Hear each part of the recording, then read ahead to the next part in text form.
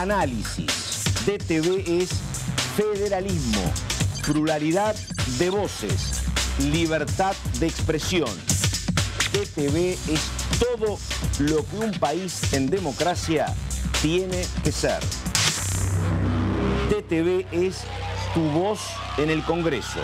Este 2023 seguí eligiéndonos. DTV, el periodismo en el Congreso.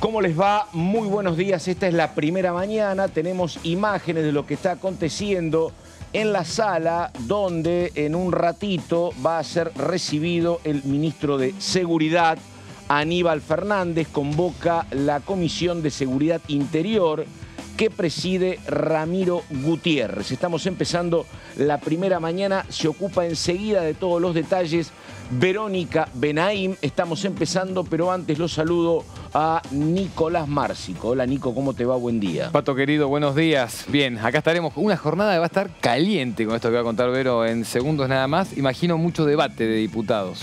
Bueno, y después amplío, pero me gusta el tema de Márcico. Dice, proyecto para el uso de las pistolas Taser o Taser. Elegí la pronunciación que te guste. ¿Tiene que ver esto con un proyecto de Tetaz o con otro? Exactamente, un proyecto de Martín Tetaz, pero acompañado por distintos integrantes del bloque de Juntos por el Cambio, algunos del PRO, sí, otros de la UCR. La teoría es el que puede lo más tiene que poder lo menos. Exacto. Me parece bastante, por lo menos, interesante para escuchar. Y ahí está preparada, lista, presta, Verónica Benaim. ¿Qué va a pasar con Aníbal Fernández? ¿A qué hora viene? ¿Qué se va a discutir, Benaim, por favor? ¿Qué tal, Pato? Nico, ¿cómo les va? Buen día. Somos antesala de la Comisión de Seguridad Interior que preside Ramiro Gutiérrez y que va a recibir a las 13 horas al ministro de Seguridad, Aníbal Fernández.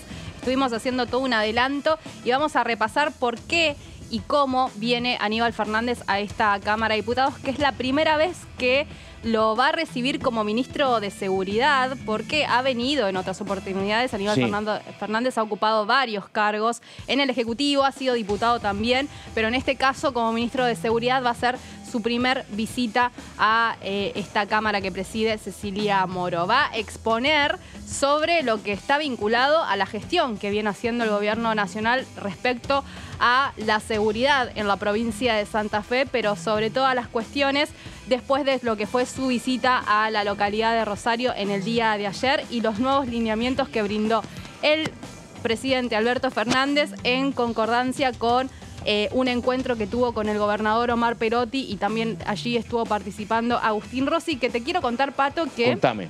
En lo que es de TV Noticias, nuestro compañero Fabián Wollman nos anticipó que Agustín Rossi va a venir el 29 de marzo, la última semana del mes de marzo, a esta Cámara también a exponer el informe de gestión ya como jefe de gabinete. Vos sabés que... Sí, claro.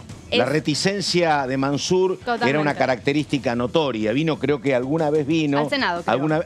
¿Acá no vino nunca? Creo que una Por eso, alguna vez me parece. Dos al Senado, sí, es verdad, sí. Dale. Pero bueno, justamente, el gran no se puede reclamo, negar acá Rossi. No se puede negar en este contexto. Y es un tipo clave. La verdad que hoy hacía una mención Wollman que me pareció interesante. Es clave porque es rosarino. Claro. Porque, digamos, tiene contacto con, todo lo que tiene que ver con esa localidad. Y si bien es una línea que no coincide o enfrenta a la de Perotti, ellos se conocen desde hace muchos años. Agustín Rossi fue ministro de Defensa en el momento en que Berni, como ministro de Seguridad, bajaba también allí una línea de gendarmería para poder controlar en ese momento también lo que sucedía con el narcotráfico. Es decir, que es un tipo clave en esta cuestión y que además representa a la provincia de Santa Fe. Un tema que el jefe de gabinete anterior, Mansur, No, claro. Lo tocaba medio de oído, ¿no? Desde Tucumán era otra cuestión. Así que bueno, va a venir a exponer sobre las políticas que se están instrumentando para detener la ola de violencia en Rosario. atravesada por el aumento de homicidios que se vienen dando, pero sobre todo después de lo que fue esta notita que se conoció y el atentado en el supermercado de la familia de la esposa de Lionel Messi. El ministro te decía, ¿esto cómo viene? Fue, digamos, un acuerdo que se realizó en la sesión extraordinaria que se llevó adelante el último día del mes de febrero, donde se trató el tema moratoria previsional. Pero antes de tratar esta iniciativa, fue Juan Martín, el diputado radical de la provincia de Santa Fe, quien pide la palabra en el recinto y pide que se vote la interpelación a Aníbal Fernández. Digamos, esto no sucedió. Se llegó a un acuerdo con el oficialismo de poder citarlo. Allí Ramiro Gutiérrez, que es el presidente de la Comisión de Seguridad Interior y que hoy será protagonista justamente de esta jornada, dijo que se lo había invitado a Aníbal Fernández en varias oportunidades. Finalmente en esta se concretó y bueno, justamente luego vino todo lo que se conoció y la explosión mediática nacional de la cuestión de perdóname, Rosario. Vero, lo que vos estás contando es que esta convocatoria al ministro de Seguridad era previa al tiroteo al domicilio de los Recursos, el supermercado único. Exactamente. Eso hace que la visita que no tenía tanto marketing hace 10 días, hoy llega en otro ámbito. Tenía un marketing intermedio. Claro, hoy tiene alto marketing, por supuesto. ¿no? Así que es exactamente eso bien traducido. El ministro de Seguridad entonces va a concurrir a las 13 horas y hay que decir que en la jornada de ayer viajó a Rosario, estuvo caminando con Hapskin, estuvo con el intendente rosarino, estuvo con Omar Perotti, allí el gobernador de la provincia de Santa Fe, y anunciando ciertas medidas, ¿no? Acompañó el desembarco de efectivos de la Federal y también de lo que es el Ejército Nacional. Son 300 los gendarmes que se suman y 100 efectivos de la Federal, que, bueno, están progresivamente sumando 1.400 efectivos de las dos fuerzas que ya fueron enviados desde que asumió Aníbal Fernández. Recordemos que Aníbal Fernández asume al Ministerio de Seguridad luego de que se vaya Sabina Frederick, quien tenía cortocircuitos también con el ministro bonaerense Sergio Berni, sobre todo con este tema también, y asume con el compromiso de tratar de calmar lo que era la violencia que estaba desatada en esa localidad del país. Se enviaron ya efectivos en ese momento, después este año, a principio de año, se volvieron a enviar, pero obviamente resulta poco. Hay mucha expectativa con respecto a las medidas que está tomando el gobierno nacional, pero a mí me planteaban la duda, me decían, ¿por qué la gente considera que el ejército no se va a corromper?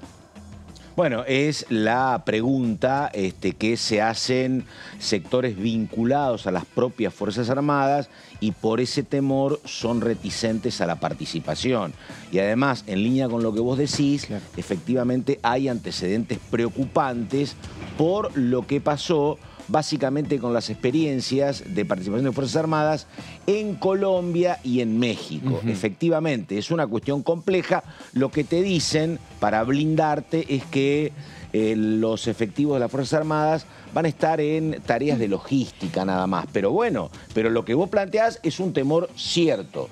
Pero además, en nuestro país, el ejército, por constitución, digamos, no puede realizar tareas de seguridad interior. Totalmente. Esto viene después de la dictadura, ¿no? Recuerda, no se puede meter con los civiles. Es así. Solamente tiene la facultad de cooperar. Por eso el fortalecimiento de los barrios, por eso los vimos en la pandemia distribuyendo alimentos, productos, pero no pueden meterse con el ciudadano civil en una cuestión de seguridad interior. Además, tiene que cambiar la Constitución. Por supuesto. Además explicaban que ni siquiera es el ámbito geográfico, porque se manejan con armas de gran calibre. No tiene que ver con la recuperación cuadra por cuadra del territorio, que es el intento de tratar de pelear la lucha contra el narcomenudeo, pero que no es un trabajo para el ejército, efectivamente. ¿Sabes qué? Esto cómo nos va a calmar o no, me parece, Vero. Si dentro de 6 meses decís, che, termina la participación del ejército en trabajos de logística porque se reordenó la urbanización de los barrios y vuelven a Campo de Mayo. Me parece que si vos tenés esa experiencia que tiene riesgos, bueno, será entendible. Si se prolonga, se multiplican los problemas, me parece, de acuerdo con vos, ¿no? Por eso es polémica, de alguna forma, en algunos sectores la medida, porque algunos dicen pueden llegar a desgastar también claro. la imagen del ejército en los barrios. Sí, Hoy la supuesto. gente cree, a ver, en otros medios me tocó cubrir la información y hablar con los vecinos de Rosario, y cuando sienten que está el ejército se sienten que va a ir a protegerlos, pero desde un lado que me parece que está erróneo. Porque no es un pueden tema- intervenir como si Coincido con vos. como si la policía, hay por muchos ejemplo. sectores legales y gente que ha pertenecido a las Fuerzas Armadas que ponen mucho reparo con este tema por todo lo que vos decís, efectivamente. Por eso yo creo que es un argumento más que sumamos que venga Agustín Rossi, porque entre otras cosas, como vos decías, fue hasta hace poco ministro de Defensa. Exacto. Así que esto lo ha hablado, efectivamente. Yo creo que es una decisión audaz con riesgos, que si dura poco, a lo mejor zafa. Si se prolonga, puede tener problemas. ¿Sabes cuál es la lectura de algunos también? ¿De Que quién? es una decisión también del gobierno nacional un poco presionada por la oposición, Y que sí. te dice hay que sacar el ejército a la calle. Sí, algunos dicen que incluso se metió con audacia el gobierno en la interna de Juntos por el Cambio, donde Larreta decía que de ninguna manera y Bullrich decía que sí. Que sí. Bueno, encontraste este camino, habrá que verlo, ¿no? Bueno, estamos con el señor Nicolás Márcico, estamos con ella, con Verónica Benaim, 10 de la mañana con 10 minutos y acaba de llegar un hombre de la provincia de Jujuy, el diputado del Frente de Todos, Ferreira. ¿Cómo andamos? Buen día. Bien. Bien. Bueno, diputado, le pregunto, primero, ¿qué opinión tiene sobre esta coyuntura? Estamos en año de elecciones, el gobierno que la está peleando con el tema de la inflación, hay demandas sociales, está el tema del narcotráfico. ¿Usted cómo lo está viendo? Está todo muy complicado. Ah, Muy complicado. Con el tema del narcotráfico, se los dejó crecer demasiado. coincidimos, sí. Entonces hoy la situación es mucho más difícil. Yo vi ayer que llegaban, digamos, fuerzas de seguridad, la policía en particular, que para reparar veredas, calles, casas, no sé qué. El tema pasa por otro lado. El problema pasa por la cantidad de muertes que hay en Rosario. Los atentados, la violencia, ametrallan una casa donde hay criaturas. Es decir, se dejó crecer demasiado el problema y ahora la situación no es fácil de resolver. Es muy raro tratar de explicar por qué hay ahí gobiernos socialistas en la ciudad, hay gobiernos socialistas en la provincia, hay gestiones del peronismo como ahora es con Perotti, hay control de las cámaras por el peronismo, hay radicales, hay de todo. Y sin embargo yo coincido con usted, estuvieron mirando otro canal durante mucho tiempo y esto creció demasiado, efectivamente. ¿No? Benaim. Sí, bueno, un poco, no sé si va a participar hoy de la llegada de Aníbal Fernández y en el caso de que participe, ¿qué pregunta le haría al ministro? Mire, yo siempre repetí algo y lo repito hoy también. La gestión se mide por los resultados. La pregunta que le haría, bueno, ¿cuándo vamos a ver los resultados? Y rápido no se van a ver, me parece. Márcico. Ahora, en esto que comenta, diputado, ¿le parece que tiene la responsabilidad el Estado Nacional, la figura de Aníbal Fernández? Porque también, digo, está la cuestión provincial, ¿no? De la que se habla mucho y que también parecía estar un poco corrida de la discusión hoy, ¿no? Pienso el gobernador, pienso la seguridad local. Alguna responsabilidad tiene la provincia, pero el problema del narcotráfico es un problema... Es un delito federal, me dice Es un usted. delito federal. Ahí está.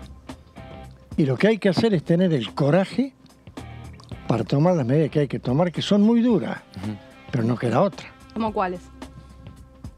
Dura. Ahora, le pregunto. Sí, escúcheme, usted Sí. tiene que... Hay gente que no valora la vida en absoluto. ¿Y qué va a hacer? ¿Le va a ir a hacer una palmada? Va a haber enfrentamiento. Y se mandaron 1.500 militares sin armas. Es medio delicado el tema. Rosario hoy está en una situación extrema. Y las medidas extremas se combaten con medidas extremas, lamentablemente. Pero usted quiere decir que, no sé, militarizando y entrando en los barrios se combate el Mire, narcotráfico. yo no hablo de militarizar porque Ajá. acá hay una animosidad marcada contra el tema militar. Mandar fuerza de seguridad, llámele la que quiera, gendarmería, mandar el ejército a la frontera y la gendarmería a Rosario, pero ese tema no se va a enfrentar con paños tibios. La situación ha llegado a un extremo donde es ellos o los ciudadanos. Bueno, pues usted sabe que por una cuestión legal los militares no pueden intervenir. Por esa razón, claro. Por esa razón, bueno, está bien, los militares a la frontera y la gendarmería a combatir. Claro. Pero a combatir no hay otra. Esto va a ser algo muy, pero muy delicado. Como le digo, se lo dejó crecer demasiado y ahora la solución va a requerir medidas drásticas. Lamentablemente, no hay que tener miedo de decirlo. En Jujuy, ¿cómo está el tema? Porque, bueno, acá están mirando, obviamente, localidades más cercanas a Rosario. Uno de los grandes problemas que tiene Rosario es la hidrovía. Pero digo, ustedes son país limítrofe con Bolivia. Bolivia es productor de coca. Pero ustedes como... Y además, alguna vez que yo me puse a investigar el tema de que en la Argentina, hasta hace muy poco, incluso hoy, vos no tenés grandes carteles, como tenés los carteles en México o en Colombia. No, la figura de cartel como tal no existe. Exactamente. Y parte, me explicaban, es que hay mucho traspaso casi monotributista de centenares de pasantes en la frontera desde Bolivia hasta la Argentina. O sea que la cosa no es que está hegemonizada por un par de carteles, sino que está dividido el tráfico. ¿Es así, le pregunto, o no? Mire. A ver.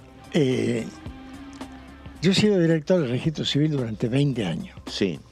Hablé con cuántos ministros del Interior pasó por la función.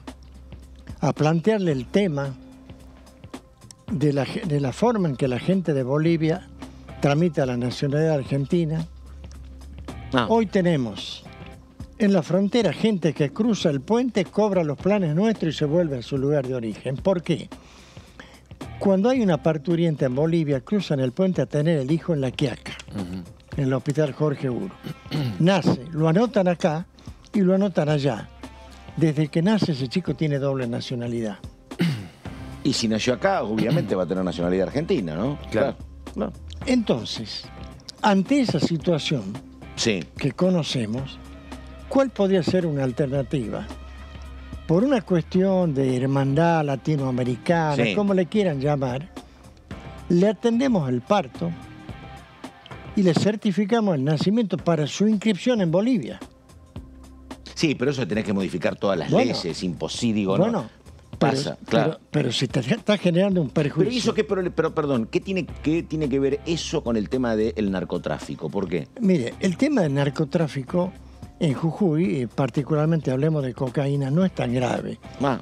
Pero hemos autorizado la siembra de marihuana en Jujuy. Sí. Claro. Pero la marihuana está casi legalizada. Pero el cannabis. También. Por el cannabis. Sí, bueno, es lo que está promoviendo Morales. Sí, Morales, claro, la producción. Sí. Los científicos dicen del daño que produce el cannabis cuando se consume en exceso. Sí. Y la producción supera largamente lo que se va a hacer, digamos, se va a usar para hacer aceite. Es cáñamo igual. Sí, ahora, perdóneme, también es cierto que no hay un modelo de éxito en el mundo peleando con las recetas de la DEA contra el narcotráfico. La verdad, cada vez hay más consumo. Ni la DEA misma. Exactamente. O sea, la DEA fracasó totalmente. Claro, exactamente. Digo, no la política represiva en ningún lugar funcionó. Claro. Está la otra que... Liberalizar. Legalizar. Claro. Ahí le matas el negocio. Claro, y eso como lo de diputado, el debate de la legalización, sí o no. Si legaliza la droga. Mira, la droga es algo, digamos, terrible. Pero está bien, pero le planteo una cuestión. Acá tomar whisky es legal, ¿no? Bueno, pero no porque sea legal, nosotros terminamos y nos tomamos una botella de whisky cada uno. No, claro. No, porque es muy caro.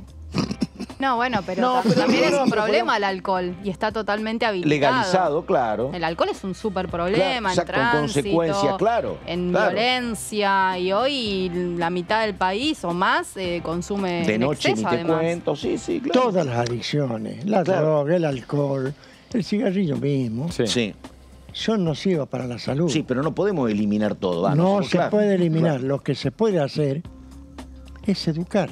Sí. Educar en la escuela, inculcar a los chicos el daño que produce el cigarrillo. Es decir, la educación sirve para muchas cosas y se ha abandonado en muchos aspectos. Usted no era peronista de origen, ¿no? ¿O sí? Yo era de un partido provincial que... No, le digo por aquello de que Perón decía que todo en su medida armoniosamente. Digo, uno podría fumar un cigarrillo de marihuana, podría tomar tabaco, alcohol. Digo, mientras no haya un exceso, no hay ningún problema. Ahora, pero cuando decís legalizar la droga, el problema no es la marihuana en general. Acá se habla de cuestiones químicas. Pero podrías empezar... de cocaína, sí, coincido, claro. O sea, el paco, que es un problema, efectivamente. Son varias las drogas. Sí. Y les voy a decir una cosa, en Holanda está legalizado y aún así tienen narcotráfico que viene de Marruecos. Claro, también, O sea, y tienen un gran problema. Y hoy están empezando a imponerse las drogas sintéticas. Claro. Que ese es el problema, las drogas sintéticas. Y sí. Bueno, entonces, la forma de combatirlo es inculcándole a los chicos, a los jóvenes, particularmente el daño que eso produce. No hay mucha campaña. No hay campaña. No hay campaña. Mire, yo he fumado durante 40 años. Los dejé cuando ya me había perjudicado. Hay una discriminación con los fumadores, me parece. Porque con eso fueron contra todo. Pero, sí, claro. Te limitan dónde fumar, dónde no, pero sin Vos decís embargo... que no hay campaña sobre droga sintética, por ejemplo. Sobre drogas, sobre alcohol, claro. con el tabaco hicieron una removida, pero... Sí, bueno. Bueno, en Jujuy se produce, está la industria tabacalera. Bueno, hoy en día... También, claro. Hoy en día... Está bien eso de que entramos en una oficina pública y nadie fuma. No fuma, está bien eso. Y el fumador sale afuera y fuma, bueno, está bien. Pero hay que hacer campañas contra todo tipo de adicciones. Y a los chicos en particular, cuando se les inculca algo, les queda en la cabeza. Bueno, Entonces, ahora, dígame una cosa. Hacerlo. Volviendo a la pregunta de Verónica, digo, porque usted es oficialista, digo, si usted lo va a cuestionar a Fernández porque dice que las cosas no hicieron a tiempo, digo, ¿qué le queda a la oposición, no? ¿O no? ¿Cómo va a ser el comportamiento la comisión hoy, claro, de oficialismo y oposición ahí? A ver. Mire, acá tenemos que ser realistas. Claro. Hay cuestiones que no se pueden discutir. El tema de la droga no es de ayer. No, claro. Entonces, está bien, no se la convierte a tiempo. Bueno, la dejamos crecer demasiado y hoy tenemos una coyuntura difícil de afrontar. Sí. Después, cuando, digamos, la gendarmería o la policía o quien sea mate un par de traficantes, van a salir los derechos humanos a decir que es policía represora. Acá nos tenemos que poner de acuerdo qué es lo que queremos. No, bueno, si se hace en el marco de la ley, digo, no va a salir nadie a protestar. Me parece, porque después, si no, es riesgoso. Escúcheme. No se puede hacer, sino... En el marco de la ley, van, detectan un búnker y de adentro se empiezan a los tiros. Sí. Se reprime y se mata 2 o 3. ¿Y qué es lo que hay que discutir? No sé. ¿Y usted dice que se discute? Digamos, lo que pasa es que también, digamos, a ver, el uso de nunca los dueños del negocio están tiroteándose el uso de la fuerza, en un búnker perdido en Rosario, ¿no? El uso de la fuerza, el dueño del negocio no lo va a terminar con el uso de la fuerza es patrimonio del Estado. Sí. Nosotros tenemos policías muertos porque no pueden usar su pistola. Diputado, aprovecho... O porque la policía ha sido también parte de mirar para otro lado en el negocio del narcotráfico en la provincia de Santa Fe. Eso no se discute. Bueno, claro. Porque ha habido muchos jefes policiales presos. Vamos a poner las cosas en claro. Por eso digo. Justicia comprometida con el narcotráfico. Claro, por eso, claro, y sí. Policía comprometida con el narcotráfico. Sí. Muchos intendentes que han llegado. Jueces, efectivamente, con el aporte del narcotráfico. O sea, acá... Mucho vínculo con Barras Bravas, la dirigencia política también juega con los Barras Bravas, efectivamente. No sé cuántos pueden, digamos... No, por eso. Sí, que no tienen nada que ver, etcétera, etcétera. Diputado, aprovecho para preguntarle cómo se imagina, ¿no? Porque, bueno, claramente el debate de la seguridad es un debate que se va a meter en la campaña, ya se metió en este año electoral en la campaña la materia de la seguridad, pero ¿cómo se imagina el trabajo en diputados este año? Siempre los años electivos son difíciles para el debate parlamentario. ¿Cómo lo imagina y qué cosas cree que son las necesarias a atender sí o sí de la lista eterna que tenemos de deudas, ¿no?, en materia de leyes? Mire, la situación del país es tan extrema que va siendo hora de que los diputados y quienes particularmente nos manejan el Congreso se den cuenta que acá está llegando la hora de llegar a algunos acuerdos para poder legislar todo aquello que al país le hace falta. Tenemos que legislar todos los jueves. Todos los jueves. Eso no va a muchas pasar. veces, Sí, a ver. muchas veces, yo lo escucho a los periodistas, que los Sí. diputados son vagos, que esto, que lo otro. Algunos no faltamos nunca a una sesión. Claro. Presentamos proyectos de ley, algunos que consideramos importantes, que no llegan al recinto. Usted no está en la comisión, pero igual le pregunto, digo, juicio político. Ayer la presencia de Cimadevilla, bueno, ¿qué mirada tiene usted sobre la cuestión? ¿Cree que va a avanzar? ¿Está en la agenda eso? ¿A usted le importa poco? ¿Cómo es?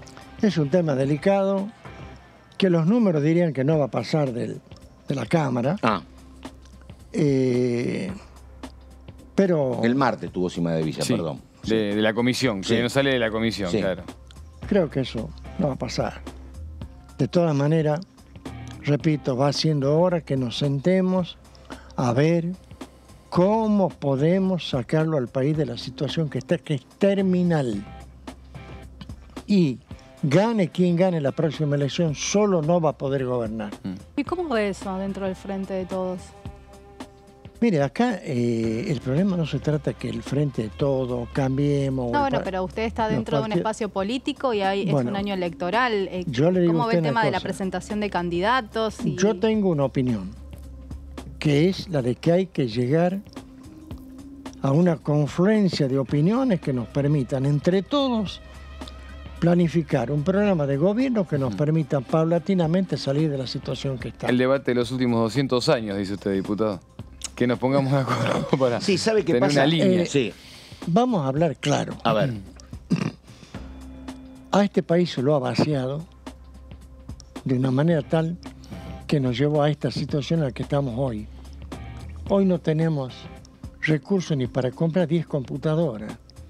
Acá queremos hacer lo que queramos hacer, tenemos que salir a pedir prestado. Somos malos pagadores, nadie nos cree.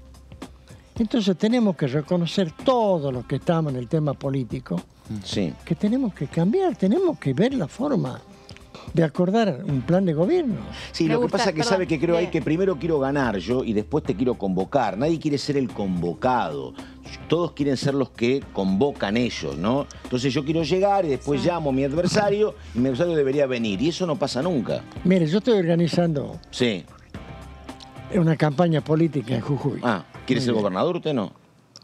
Sí. Lo primero que dije, Ah, no se preocupen por la posición que voy a ocupar yo. Ah, bueno.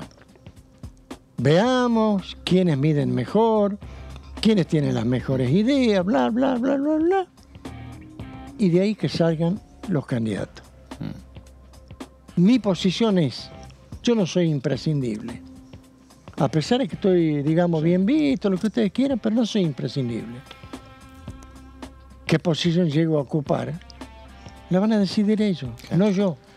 y- Ahí está. y me Ahora, ¿qué es gusta- lo que tenemos que hacer? Hablemos de Jujuy. 10 segundos, a ver, dígame. 10 segundos. Sí. Lo que vende Morales acá en la capital no tiene nada que ver con Jujuy. Lo que vende Morales, el gobernador. Lo que vende Morales acá. Está blindado. Jujuy está empobrecido, endeudado en dólares de una forma impagable. Los sueldos de los empleados públicos los peores del país, los hospitales vacíos, los médicos... Está que se lindo qui- para ser gobernador entonces si viene. Está lindo. Lo que le Complicado por espera al eso. país si llegara a ser, pero no va a llegar. No, y al que venga como gobernador en Jujuy va a ser complicado también. La situación de la provincia es muy difícil y les repito, acá se dice una cosa, pero la realidad de la provincia es otra, y yo lo digo en todos lados, porque no me gusta escuchar las mentiras que se dicen acá.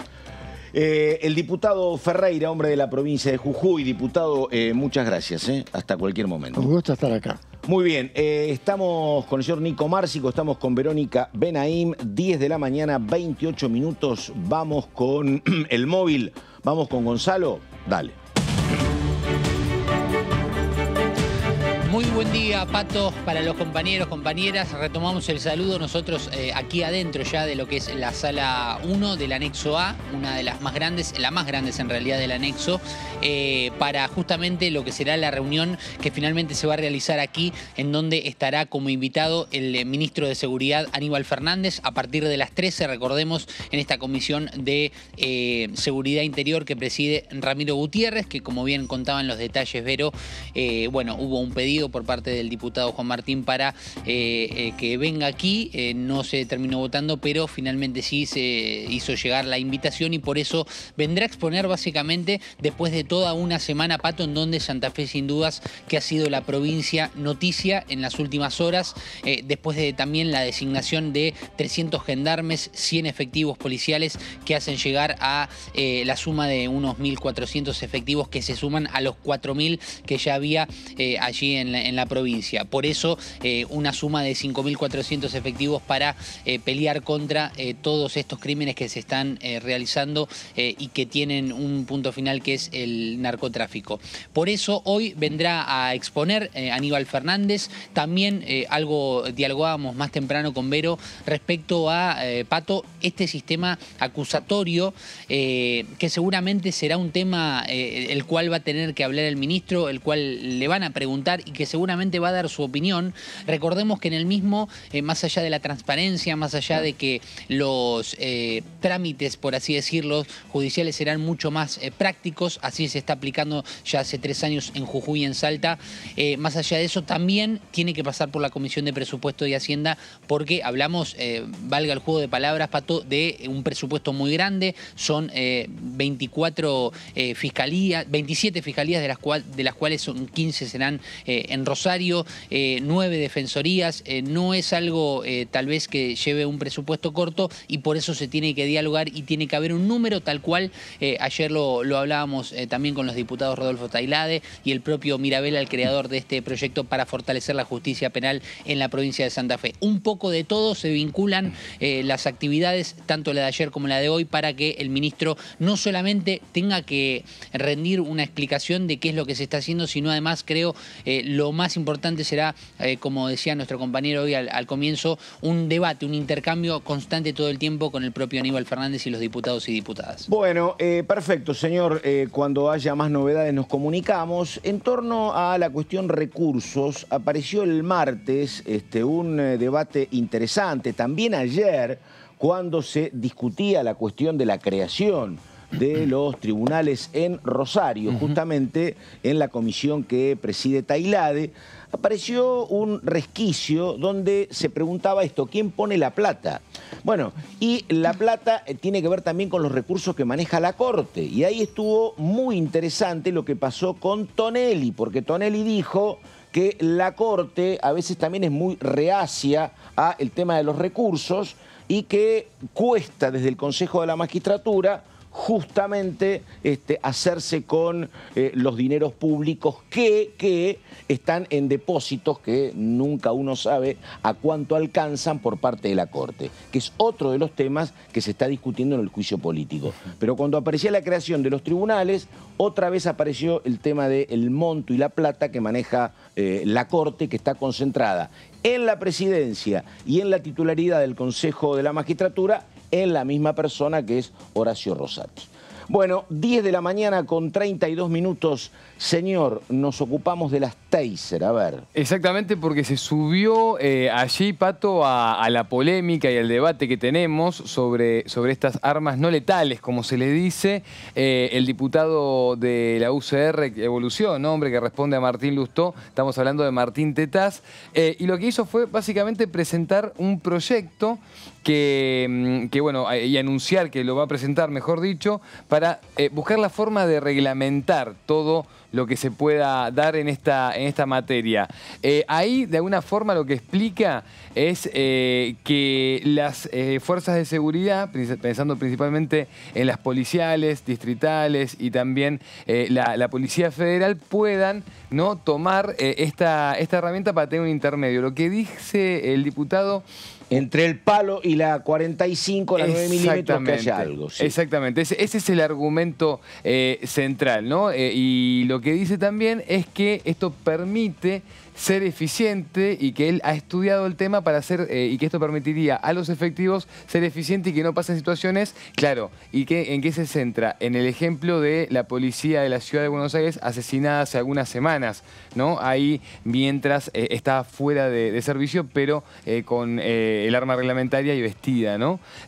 Así que a partir de esa polémica en la ciudad, Martín Tetaz se mete en este tema. Y para esto él lo que quiere trabajar y decir es que hay que modificar algunos decretos específicos que reglamentan justamente la utilización de las armas. Exactamente. Ahora, en este sentido, Pato, y lo que hay que aclarar, que también es parte del debate, me parece interesante, incluso lo dicen desde el Ejecutivo Nacional. Bueno, hoy viene Aníbal Fernández. No descartemos que también en algún momento se le haga una pregunta sobre este tema, porque hace 15 días, cuando se puso la polémica sobre la mesa, el Ejecutivo Nacional dijo, pero pará, no es que las taser no se usan o las tenemos totalmente corridas. Sí creemos que hay una cuestión de derechos humanos que proteger. También queremos aclarar que es mentira, después vamos a ver los detalles de cifras, porque es mentira que no son letales, eso depende del caso. De la cercanía. La cercanía y el la lugar persona, donde te pega. y la persona a quien se lo uses con quien lo uses también. Y entonces lo que dicen del Ejecutivo Nacional es nosotros lo usamos, pero para situaciones puntuales, allanamientos, situaciones un poco más extremas de lo que puede ser algo en la calle. Pero de todas maneras el Ejecutivo Nacional fue quien tuvo retenida las pistolas taser que había comprado el gobierno de la ciudad y que esto terminó en la esfera judicial. Exacto, exacto. Pero bueno, ahí la contradicción, porque digo, si bien pasó esto, también lo otro que se dice es, desde el Ministerio de Seguridad compramos 100 recientemente. Yo la verdad hay otra cuestión. Para fuerzas especiales. Que no sé si está incluido en el proyecto de Tetaz, pero digo, ¿alguien sabe el precio de una taser? ¿Cuesta más, menos que una 22 o 9 milímetros? Desconozco, porque yo lo escuché ayer a Tetaz. Y Tetaz avanza, si querés, en la siguiente dirección. ¿Por qué no difundir el uso de la taser para el uso de aquellas personas que tienen la posibilidad de portar armas? ¿Por qué si vos te querés preservar en tu domicilio y tenés una 22 o una 45 o una 32, porque no podés tener una taser? Bueno, legalmente no se puede. Las tasers se usan solamente para las fuerzas de seguridad. Él plantea la modificación de la legislación. Dice, si vos podés portar una 9 milímetros, ¿cómo no vas a poder portar una taser? Bueno, y te pongo el ejemplo de la polémica que se armó con este empresario o youtuber, no sé quién es, que estuvo distribuyendo tasers hace poco en el subte. No sé si te acordás que distribuyó como una el que regalaba palas era ese personaje. El mismo, bueno. Taser no eran picana eléctricas. Ah, bueno, claro. Eran picanas, ¿no? Bueno, esa también es una polémica porque tampoco son de acceso directo a las personas, digamos. Los ciudadanos civiles legalmente no pueden acceder a lo que son las picanas eléctricas. Pero, a ver, Nico, en el mundo creo que hay poco movimiento con taser, salvo Fuerzas Armadas. Me parece que no son de uso libre. La policía norteamericana la usa bastante, y con respecto al caso que dice él, hubo un caso donde la taser no fue, digamos, generó una circunstancia. No, fue letal porque lo disparó contra una persona que tenía en una mochila un elemento inflamable y se prendió fuego. No me acuerdo en qué gobierno. Bueno, y en ese sentido, después también, lo que hay que decir, y tiene que ver bastante con lo que vos recién mencionabas, Pato, el debate, y algo que Tetaz también menciona en el proyecto. Claro, porque desde el Ministerio de Seguridad de la Nación lo que te dicen es, esto es para uso de fuerzas especiales, ¿no? Estamos hablando... No para el uso de personas comunes. No, ni de oficiales comunes tampoco, ¿no? Y piensan en las fuerzas especiales de las distintas policías como también en el ejército directamente. Ahora, el argumento que usa Tetaz y se mete con esa polémica que planteabas recién es que él en el proyecto lo que pone es esto que sirva para el ejército, para policías, pero también para ciudadanos que tengan habilitada la aportación de armas de fuego. Claro, y acá viene, lo escuché yo, y acá es lo que vos decías recién, porque digo, ahí el debate es cuál es el límite. Digo, si alguien que tiene la aportación de arma de fuego para ir al tiro federal o por alguna situación deportiva puede también tener una taser, que donde no queda claro el límite de cuán letal puede ser o no, bueno, ahí es donde el tema se pone sensible y el debate se pone sensible. Bueno, después tuvo mucho... Digamos, a ver, para la realidad del Congreso que nosotros conocemos, donde no se avanza nada, donde hubo 28 proyectos en extraordinarias, se aprobaron 2, la verdad, digamos que está bien, Tetaz hace esto, lo discutimos, pero es como imposible que esto funcione como legislación en este año, Que ¿no? esto avance. Por lo menos Dale. hoy, Pato. Hay que ver también, eso por lo menos hoy, porque también teniendo en cuenta cómo va el debate, lo que escuchábamos recién con el diputado Ferreira, hay un debate también sobre la materia de la seguridad que se va calentando mucho y nunca sabés, digo, pensemos en el crecimiento de ciertos espacios políticos, mucho más reaccionarios, digo, ¿cuál es el límite? A mí lo que me da un poco de miedo es cuando queda la interpretación, ¿no? Pero no conozco sociedades, de acuerdo, yo tenía el dato que contaba Verónica, que la policía neoyorquina utiliza, pero no conozco una sociedad donde el uso de la taser sea habitual. Un uso social, está claro, Está claro. Está claro, bueno, pero también por cómo está legislado. Digo, acá lo que busca Martín Tetaz con esto es un poquito más, ¿no? Es un poquito más. A ver. Bueno, después mucho acompañamiento. En la siguiente placa lo que tenemos es todo el acompañamiento de los diferentes sectores, ¿no? Que acompañan a Tetaz, y acá hay dirigentes de todos los espacios políticos, hay de la UCR, hay también del PRO, del amplio espectro de Juntos por el Cambio. Y el dato que quería sumar con respecto a estas cifras que circulan, Amnistía Internacional en el 2012, estamos hablando de más de 10 años atrás, sacó un informe sobre las taser haciendo una recopilación de qué había pasado con esto en Estados Unidos entre el 2001, que es cuando entran en funciones este tipo de armas no letales, y el 2012, y ahí lo que saca como cifra es que hubo 500 muertos a partir del uso de estas armas en 10 años de uso en Estados Unidos. Entonces ahí es lo que se suma al debate de, bueno, letalidad sí o letalidad no. Así que esto es también parte de lo que hay que tener en consideración a partir de los informes que van saliendo. Pero bueno, propuesta de Martín Tetaz, que por ahora va por lo bajo internamente en Juntos por el Cambio. Bueno, aquí estamos, estamos con el señor Márcico, estamos con Verónica Benaim, faltan 20 minutos para las 11 de la mañana. Recordamos que a las 3 está prevista la visita de Aníbal Fernández y nosotros lo escuchábamos, pero digo, me parece que es como un punto importante todo lo que pasaba con el diputado Ferreira, ¿no? Que es cierto que es un hombre que no es un orgánico del peronismo, que integra el Frente de Todos con alguna libertad de movimientos, pero esto te marca, me parece, la situación del Frente de Todos, ¿no? Porque es un hombre que pertenece al espacio, pero dice, le voy a ir a preguntar al ministro por qué las cosas no se hicieron antes. Claro. Digo, es cierto que ahora la cuestión está como muy atomizada, pero en otros tiempos había más encolumnamiento, ¿no? Vos eras oficialista y tenías que bancar. Acá, si esto es lo que plantea un oficialista, bueno, el panorama puede ser más complicado para Fernández, porque qué esperar de los opositores, me parece, ¿no? Sí. Sí, es interesante porque igual me parece que también con esto que contaba, por ejemplo, el diputado Ferreira, Pato, ahí creo que sí, la seguridad está mostrando las internas también, de todos los espacios. Y hasta incluso te digo, no descartemos también la sorpresa dentro de las posturas de los integrantes de Juntos por el Cambio, con los cuestionamientos que se le hagan hoy a Fernández. Hay que ver si van a estar todos tan alineados. Pienso en la UCR y en el PRO principalmente. Sí. Así que eso me parece que también es interesante para observar. Bueno, lo que sí ayer me parece reunión también prolongada. Bueno, había sí unidad en torno a el tema del fortalecimiento de la justicia federal con la participación de los 19 diputados. Me parece que ahí había como un atisbo. Pero bueno, creo que entre la campaña y entre las internas, me parece que lo que pasaba con Ferreira es un modelo de lo que está pasando, ¿no?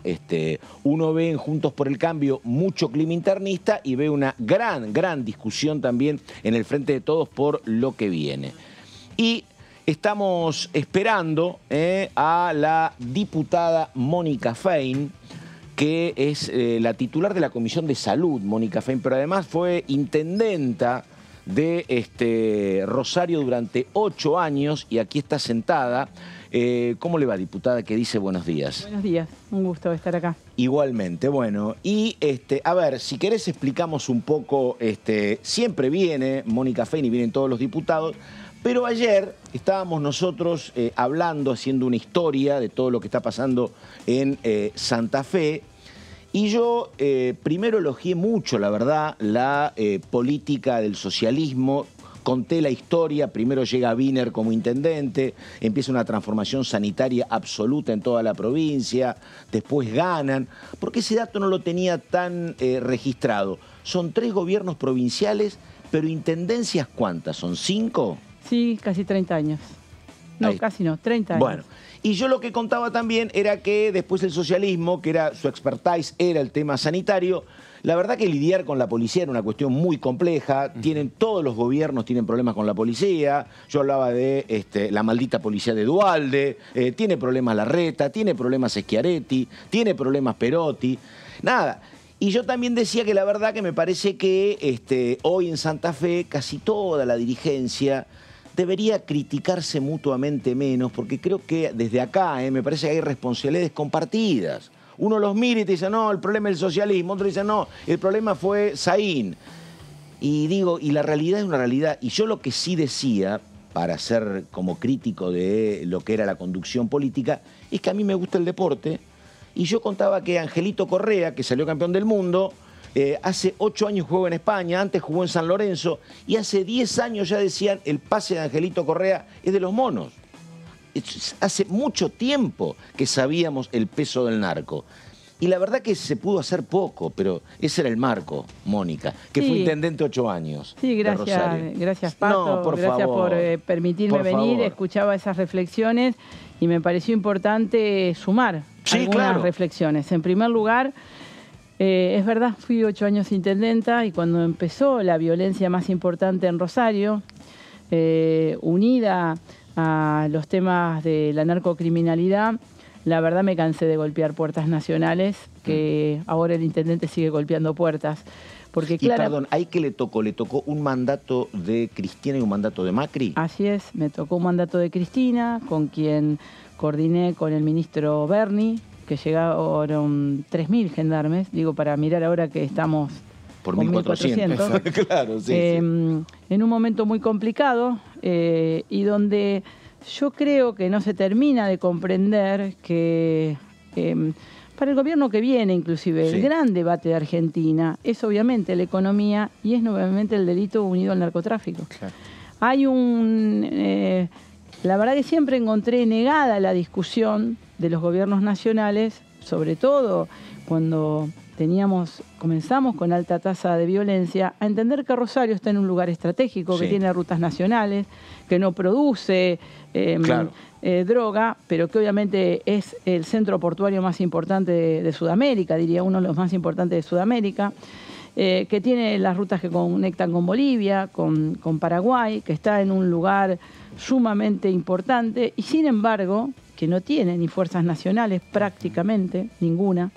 No solo gendarmería, policía federal, prefectura, que muchas veces uno la ve caminando por Puerto Madero y no la ve controlando nuestra hidrovía.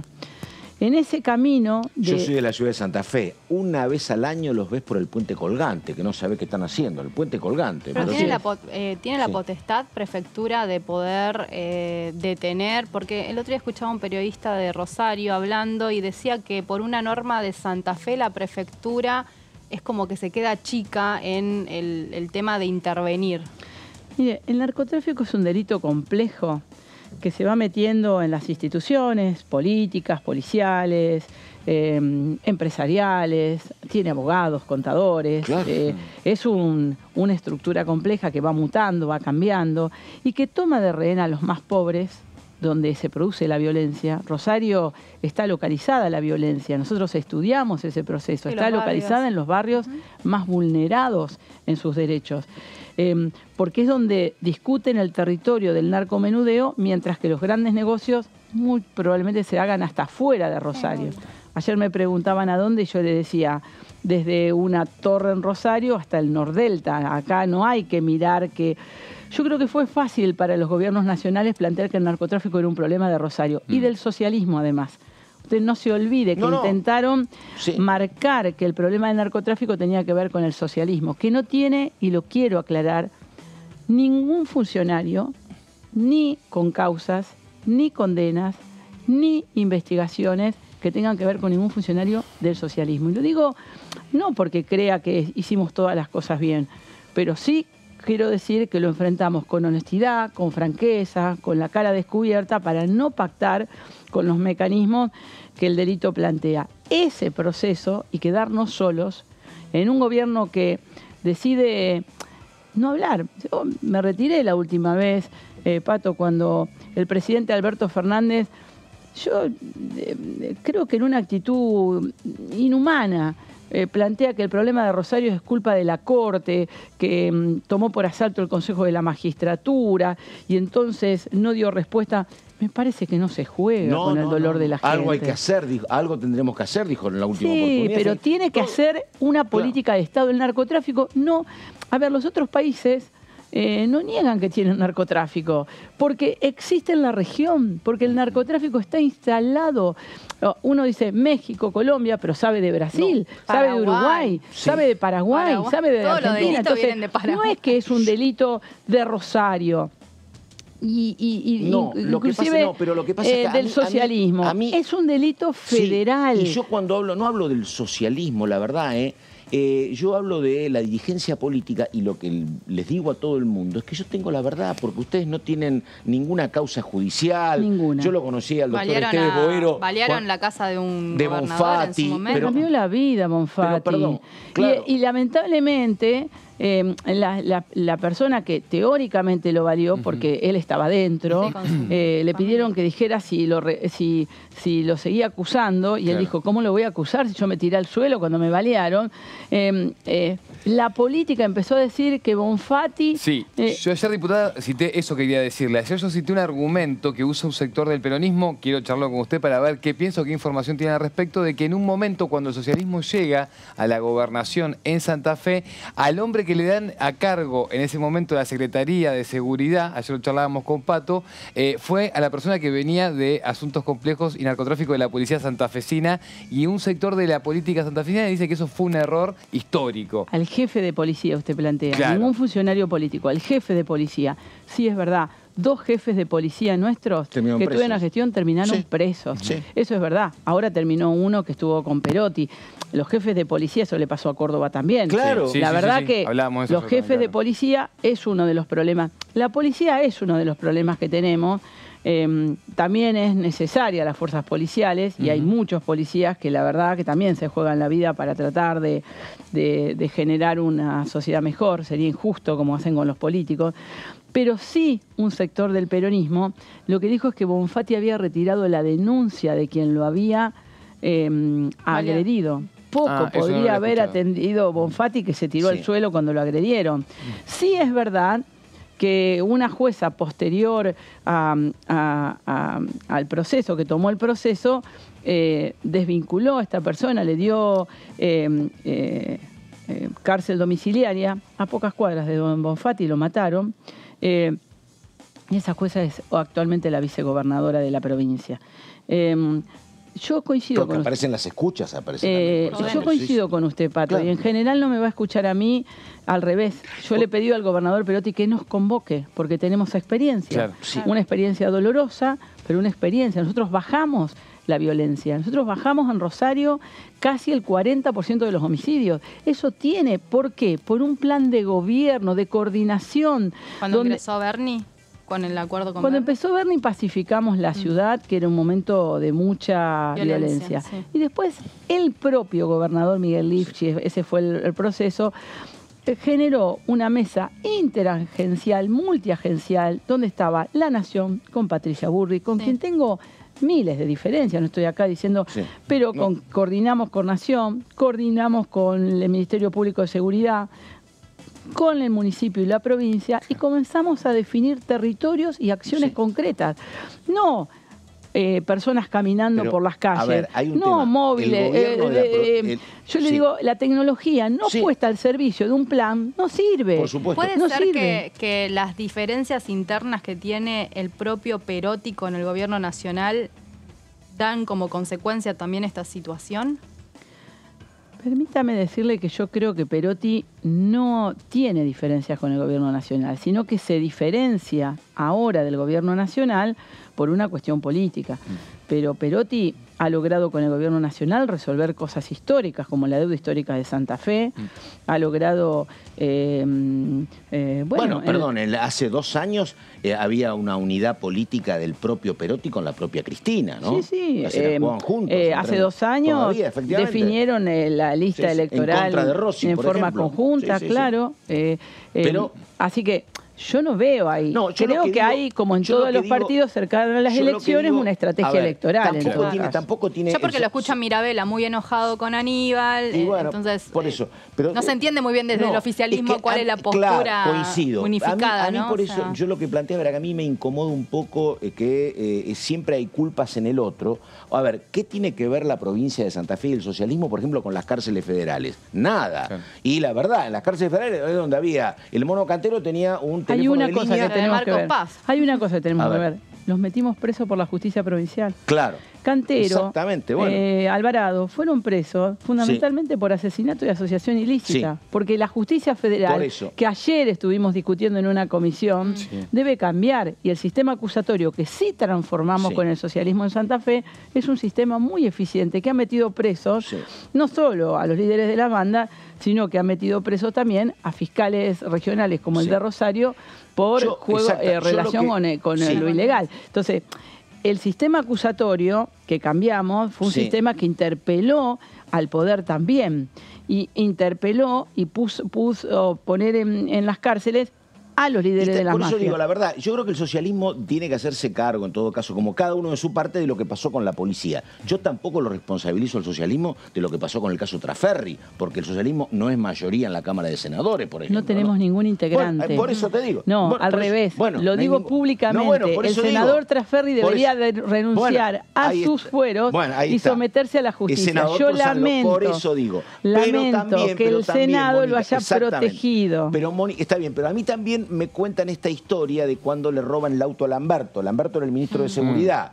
Que un día aparece, el auto se lo devuelven a Lamberto, se lo devuelve un policía. Un policía que tenía vínculo con los narcos. Y Lamberto, en agradecimiento a ese policía, lo nombra jefe y autoridad de la policía. ¿Qué? Ese ¿Es así la historia? No. A ver, es más o menos. No voy a discutir el tema judicial, pero... Ese policía era jefe ya, venía del gobierno anterior, había hecho toda una carrera, tenía una hoja... pero tenía contacto con los narcos, ¿o no? Posteriormente se descubre. Y obviamente, posteriormente se lo mete preso. A ver, acá nadie puede mirar para otro lado porque les quiero decir, el secretario un secretario que es de político de General San Martín, un puerto también importante de Rosario, acaba de ser detenido con un ex jefe de la policía de Perotti en un galpón donde había droga, armas armas y dinero. Entonces, claro que nos puede pasar que un policía se nos infiltre. Nosotros nos ha pasado muchas veces que el que estaba... Ayer detuvieron a una mujer que estaba en el área de investigación de la policía y estaba relacionada... 30 kilos de cocaína. Claro, eso es uno de los problemas que nos pasa con que la policía es infiltrada por el narcotráfico. Y a ver, ¿nos puede pasar? Mónica, un temor que tiene Verónica Benaim entendible es el tema de la participación. Por estas cuestiones, Verónica dice, bueno, pero ¿qué pasa si va el ejército? ¿Es pasible de que se intente corromper al ejército? A mí me pasa que se habla de... Ahora que van los efectivos de la Fuerza Fuerza Armada. Se habla de yo no estoy a favor de eso. No, yo lo que digo es esto. Se habla y en la opinión pública de que tiene que entrar el ejército, primero que es lo que siempre digo, ¿no? Que no puede hacer tareas de seguridad interior, sino de cooperación. Pero más allá de eso, ¿por qué hay como esta visión en la opinión pública instalada de que el ejército no se puede corromper? Claro. Bueno, porque está fuera del tema. Yo creo que es importante que la fuerza de seguridad, como está Gendarmería, como podría ir Policía Federal, como podría ir Prefectura, sean fuerzas de colaboración, son fuerzas nacionales, que lamentablemente están concentradas en Capital Federal, pero son fuerzas nacionales. Creo que deberían claramente reforzar con un plan. Si van como han ido hasta ahora a caminar sin tener información, no sirve. Y le quiero decir algo del ejército. En primer lugar... ¿Oroño dijiste? Honorio. Oroño. Oroño. Boulevard Oroño. Sí, estuve ahí. Boulevard Oroño. Muy lindo. Un hermoso boulevard. Caminás por Oroño, caminás por el río y decís, ¿qué me están contando? Es una película que no existe, el tema del narcotráfico, Además, ¿no? Oroño fue un gobernador que separó el casamiento civil del casamiento religioso, un histórico. Quiero decirles que las Fuerzas Armadas, yo estoy en desacuerdo, pero además no lo digo por una cuestión personal y obviamente la ley vigente, sino porque hay estudios hechos. Sí. Los presidentes de Colombia, de México, han informado lo que pasó con la participación de las Fuerzas Armadas en la lucha contra el narcotráfico en sus países. Es decir, creo que hay que estudiar los temas. Es lindo decirlo para la gente, hay que ser serios. También estoy en desacuerdo con, para nombrar Fuerzas Armadas, decir que mandamos ingenieros para los asentamientos. Mire, nosotros tenemos equipos municipales, provinciales, que llevaron adelante urbanización de más de 35 barrios populares. El BID dio el mayor crédito en su momento a Rosario por urbanización. A 6 cuadras de mi casa hay un barrio que era antes una villa. Es decir, no es que necesitamos ingenieros de las Fuerzas Armadas para hacerlo. Entonces me parece que los manotazos de ahogado, nombrar Fuerzas Armadas, mandar gente, decir que vamos a identificar rostros sin un plan, que es lo que... Y vuelvo a repetir, Pato, nosotros queremos ser parte de la solución. Y claro. Y le decimos a Perotti que la verdad fue muy duro también con nosotros cuando empezó, porque él empezó con el esquema Trego, la paz y el orden. Me quedan 3 minutos, pero el problema ahí, parte de la cuestión, es el rol de Saín, que estaba contratado por el gobierno socialista como consultor y después sigue como ministro con Perotti, me parece, ¿no? Estuvo en un área de investigación, ganó un concurso en un área de investigación y Perotti lo pone como ministro. Pero ustedes ahora, lo escuché a Esteves, son como muy críticos de la gestión de Saín, ¿no? Saín vino a destruir la política y a la policía. Vino con un esquema de espía. Ese sí. Digo, hay un colega que respeto mucho que me dice, vino a tratar de ordenar una policía que estaba desmadrada con el socialismo. Me dice un diputado de centroizquierda rosarino y periodista, me dice, ¿no? Bueno, me dice, por eso digo también, ¿no? Dígale que si cree en la justicia, está imputado, Saín, por espionaje. Sí, también es cierto, eso sí. No solo que está imputado por espionaje, sino que fue una de las personas. Yo no digo que no tenía un buen objetivo, pero lo que hizo fue desarticular. Hoy no tenemos policía en Santa Fe. No es que tenemos la mala y la buena. No tenemos policía. Claro. Y la verdad que yo espero que Perotti deje de tener una actitud de creer que la puede solo y como lo hemos planteado, convoca a los expertos de distintos partidos, que hagamos una política de Estado. Yo no digo que Perotti es cómplice del narcotráfico. No, claro. En todo caso, digo que no tiene plan y que tenemos que construir un plan que tenga perdurabilidad para los que vengan. No solo para este gobierno, sino que vengan. Es difícil en un año electoral. Sí. Porque, ¿sabes qué pasa? Por lo bajo se juega, porque esto para la campaña, no le voy a dar esto porque con esto se quiere como consagrar mucho como temor candidato. a perder votos, exactamente, mucho temor a perder votos. Los que vivimos en Rosario no. Los que vivimos en Rosario... No sé, habla con algunos pasillos por acá. No, los que vivimos en Rosario y queremos la ciudad... queremos ayudar a que se resuelva. Ojalá, porque la verdad que es lamentable cuando en off the record escuchás esas cuestiones. Yo hace 40 años que viajo desde Buenos Aires a Santa Fe y paso por Rosario y paso por la Circunvalación. Y yo toda mi vida contaba, hace 20 años que no, 15, que la verdad que Rosario era un modelo de construcción de viviendas, porque vos pasabas por la Circunvalación, ibas del sur al norte, y Rosario siempre construía emprendimientos que la característica te cambiaban el color del techo. Entonces vos lo identificabas. Había techos rojos, amarillos, siempre mucha construcción de vivienda popular. Era una característica, la verdad, notoria. Vos decías, mirá qué bien. Y a veces gobernaba, eran los tiempos de Usandizaga, el Tigre Caballero, el socialismo, pero una ciudad que vos decías, la veías crecer y progresar siempre. Pero bueno, se detuvo el tren. Y Pato, vuelvo a repetir, desde el socialismo queremos ayudar a resolver el problema. Ojalá podamos hacerlo. Tenemos la mayor predisposición. Firmamos con Mirabella el proyecto que construimos juntos sobre una nueva justicia federal y vamos hoy a pedirle al ministro que seriamente tome la responsabilidad de que el narcotráfico es un delito federal, que deje de estigmatizar que solo está en Rosario y que asuma la responsabilidad que le toca. Mónica Fein, 8 años intendenta de Rosario, que son 50 en una ciudad más tranquila, y ahora titular de la Comisión de Salud. Diputada, muchas gracias. Gracias a ustedes. La pausa, por favor, y ya venimos. Esto es DTV. Recordamos, a las 13 llega el ministro de Seguridad, Aníbal Fernández.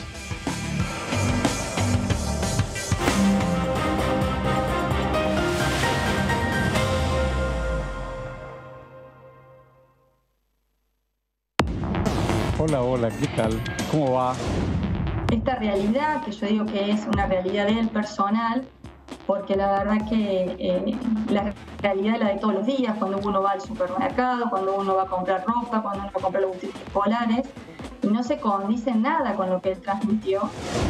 Coincido con muchas de las cosas que dijo el presidente ayer en su discurso, por ejemplo, con una parte de la justicia, que la justicia tendrá que justamente devolver ese pedido que se viene haciendo. ¿Qué ha pasado con ese viaje último que han hecho al Lago Escondido? Eso tienen que explicar. DTV, primera edición, de lunes a viernes.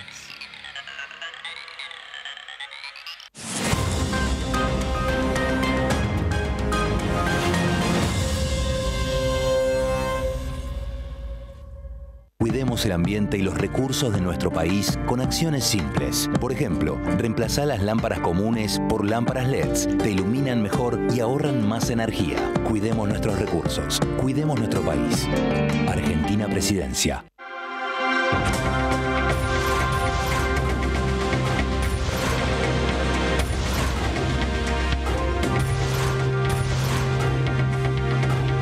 Ellos son tu voz.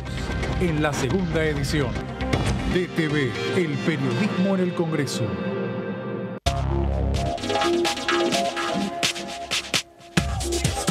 DTV es información, diálogo, análisis. DTV es federalismo, libertad de expresión, pluralidad de voces.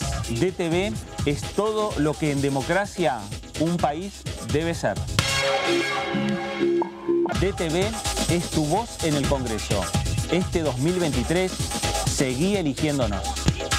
DTV, el periodismo en el Congreso. Mi nombre es Gonzalo. Tengo 35 años y soy biólogo marino.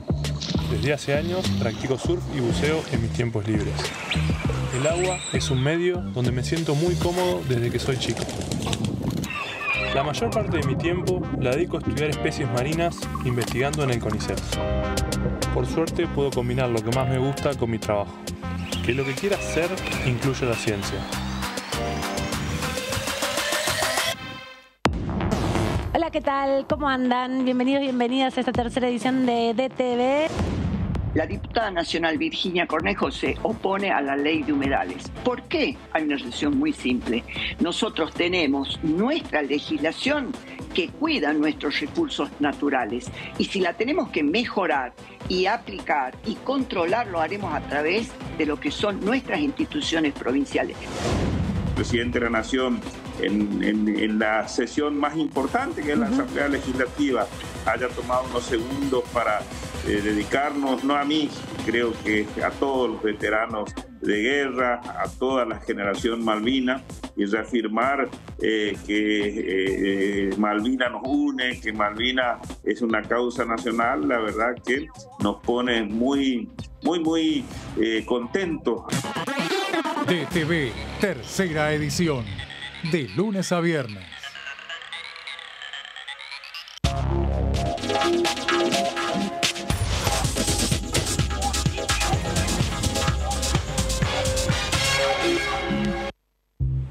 Mi nombre es Paula, tengo 34 años y soy doctora en química biológica. Hace años empecé a jugar al básquet con mis amigos. Nos juntamos, entrenamos y nos divertimos. Durante la semana investigo el comportamiento de las proteínas en el Laboratorio de Biología Celular y Estructural del Instituto Leluar. Trabajo de lo que más me gusta sin dejar ninguna pasión de lado. Que lo que quiera hacer incluya la ciencia.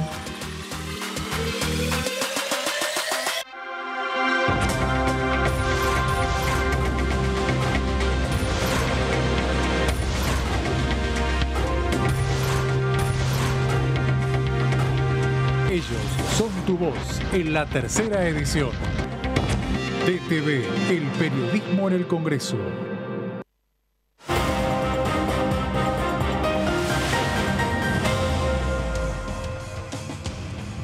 Bueno, muchos títulos de la charla con Mónica Fein, que recordamos fue 8 años intendenta de Rosario, completando 5 mandatos del socialismo en la provincia, ¿no? Así que casi 30 años contaba Mónica Fein controlando la administración de la ciudad y narrando la mirada que tiene el socialismo sobre esta situación en la provincia de Santa Fe. Situación por la cual viene a hablar en un rato el ministro de Seguridad. Ahora, 11 de la mañana, 9 minutos. Estamos con el señor Nico Márcico hablando de qué, Nico, decime. Pato, hay un tema que mencionamos en algunos momentos de la semana y que tiene que ver con la materia de la salud, que es central, que por suerte, ¿no? La pandemia lo puso en debate y lamentablemente tenemos todavía algunos distritos donde hay problemas, como veíamos el año pasado en la ciudad de Buenos Aires. ¿De qué estoy hablando? Bueno, de este anuncio que hizo el presidente de la Nación, Alberto Fernández, en la apertura de sesiones ordinarias el año pasado, la semana pasada, cuando dijo y habló de la ley y el Sistema Nacional de Residencias. Estamos hablando de las residencias médicas para las diferentes disciplinas en cada área, que son parte de la formación, ¿no? Por supuesto, y esto le dio el impulso político al presidente a partir de un anuncio de un proyecto que ya venía dando vueltas en el Ministerio de Salud desde el mes de enero. Bueno, lo que pretende es ordenar las condiciones en todo el territorio nacional, es decir, que haya una reglamentación que sea transversal para todos los distritos, los 24 distritos de la República Argentina, y esto entonces no deje a interpretaciones o a los distintos manejos de cada una de las provincias la contención y también los derechos para los trabajadores, ¿no? Y quienes se están formando en esas residencias médicas. Después también otro de los temas que hay para hablar es cómo avanza esto para que se pueda llevar adelante, y tiene que ver con derogar una ley de la dictadura, ¿no? En la siguiente placa lo tenemos ahí detallado, porque claro, la ley que tenemos actual funcionando viene desde el último periodo de dictadura militar entre el 76 y el 83, entonces también la búsqueda tiene que ver con dar por ¿Quién tierra... impulsa este proyecto? ¿Aquí está trabajando quién? ¿Goyán? No. Claro, exactamente. No. Uno de los representantes en la Cámara de Diputados es justamente Daniel Goyán, pero también viene la propuesta y es absorbida por el Congreso desde el Ejecutivo Nacional, desde el Ministerio de Salud. Pato, bueno, estos son algunos detalles y ahora ya me meto específicamente en el proyecto. La finalidad, proporcionar formación humanística, profesional, científica y técnica del más alto nivel. Esto ya lo dice en detalle el proyecto que ya está circulando, incluso está publicado si uno entra a la página del Ministerio de Salud de la Nación. Y va detallando algunas cosas más que también tenemos para destacar, algunas incorporaciones que va a tener también, como derechos y condiciones laborales dignas. Y esto se reflota el año pasado cuando, ¿se acuerdan que tuvimos los paros de los residentes en la ciudad de Buenos Aires? Porque, a ver, perdóname, Nico, sí. Ahora seguimos, pero lo que es central me parece es que hoy cualquier médico está cobrando muy poca plata. Exactamente. Y particularmente los residentes. Exacto. Y ni hablar de aquellos, se me escapa el nombre ahora, pero por ejemplo, vos como residente lograste ese estatus porque ingresaste en un examen. Exacto. Si vos no ingresaste entre los 20... Primero terminaste la carrera. Claro, después Claro. ingresaste entre los 20. Ahora, imagínate que vos fuiste el número 22, no ingresaste, y igual haces este curso de aprendizaje. Concurrencias. Exactamente, Las peor concurrencias. Todavía. Porque encima las concurrencias, Pato, que vos estás mencionando, no son pagas. Exactamente. Y se toma como una pasantía, y está instalado que no es pago. Totalmente, es un tema. Y vos llegás a veces hasta ir incluso 3, 4 veces por semana a un puesto de trabajo, unas cuantas horas, y no son pagas. Y entonces, perdóname, lo que uno ve, hay mucha queja de pacientes, porque la verdad que, a ver, hay mucha entrega de los médicos, ¿no? Pero también pasa esto, es gente con exceso de trabajo, con bajos salarios, con una enorme rotación, y lo que uno ve muchas veces en los hospitales es que uno trata de identificarse con un médico, una médica, alguna enfermera, y eso por el sistema, es un sistema que te muestra muchas caras y te termina confundiendo en muchos casos. Pato, vos mirá esto que te voy a contar. A ver. Y que es algo que vos lo sabés, pero que a veces no llegamos a tomar conciencia. Y también para quienes nos están mirando. Alguien que hace en un hospital público o privado una guardia, cualquier profesional de la salud, trabaja 36 horas de corrido. Una locura. El día que le toca guardia. Una locura, decime cómo, absurdo. A ver, los derechos... Pero acá nosotros, después que hacemos un turno de 3 horas, ya no estamos en las mismas condiciones físicas y psíquicas para hacer otro programa de 3 horas. Exactamente. No se puede. Bueno, no se puede. Entonces, imagínate que te multiplicas eso por 6. Una locura. Es una locura. Bueno, entonces, cuando vos ves los derechos laborales, si a vos te dicen que vos no podés volver a tu puesto de trabajo hasta por lo menos 12 horas después, como mínimo, eso en los canales lo vemos mucho, con los colegas que hacen móviles y demás. Y cuando la Organización Mundial de la una Salud... locura. Además, es el que te tiene que operar, por ejemplo. Y aparte tiene que hacer 24 horas que no duerme. No, una locura. Cosas sensibles, bueno, eso maltrato de los pacientes, reclamo de los familiares, violencia, problemas de salud en el mismo operador de salud, ¿no? Que te está atendiendo. Bueno, entonces ahí es donde vamos. Derechos y condiciones laborales dignas, horas máximas de guardias, que es lo que mencionábamos recién, y descansos obligatorios. La Organización Mundial de la Salud, Pato, dice que hay que dormir entre mínimo siendo adulto, entre 7 y 8 horas. Si trabajaste en 16 horas de corrido, ¿cómo haces? Si esto se logra, digo, ¿quién lo va a pagar? Porque ¿sabés qué veo? Que la medicina privada no quiere pagar mejores salarios porque dice, si yo te pago mejores salarios tengo que cobrarte la cuota de la prepaga más caro y aumenta todos los días. Además con lo que demora en pagar. Totalmente, exactamente. No es que eso por cuando tenés, claro. Claro, reciben el dinero inmediatamente. No, algunos están varios meses. Por eso digo, y un Estado que, como dice Ferreira, es un Estado que no tiene recursos, digo, si el Estado no te puede pagar mejoras y el sistema privado no te quiere pagar más porque además a ellos así le funciona, tal cual, ¿de dónde vamos a lograr la mejora? Bueno, eso que preguntás es clave. Me gusta, Pato, me gusta este Pato esta semana que está atento a los recursos de las arcas nacionales. Porque es un tema fundamental. Pero es fundamental, ¿de dónde sacamos la plata? Claro. Exacto. Bueno, ¿a quién se la sacamos? Claro. Y aparte también los distritos y las provincias van a decir al Estado Nacional, todo bien, vos mandaste proyecto, ponele que avanza. Bueno, si le quitamos fondos a la provincia de Tierra del Fuego, por ejemplo, y le damos a la salud, ni se te ocurra, ni se te ocurra, Pato Méndez. Están bien cuidados, muy bien cuidados. Por la ciudad de Buenos Aires también, claro, la tercera más rica de Latinoamérica. Pero a ver, de todas maneras, la salud es competencia nacional.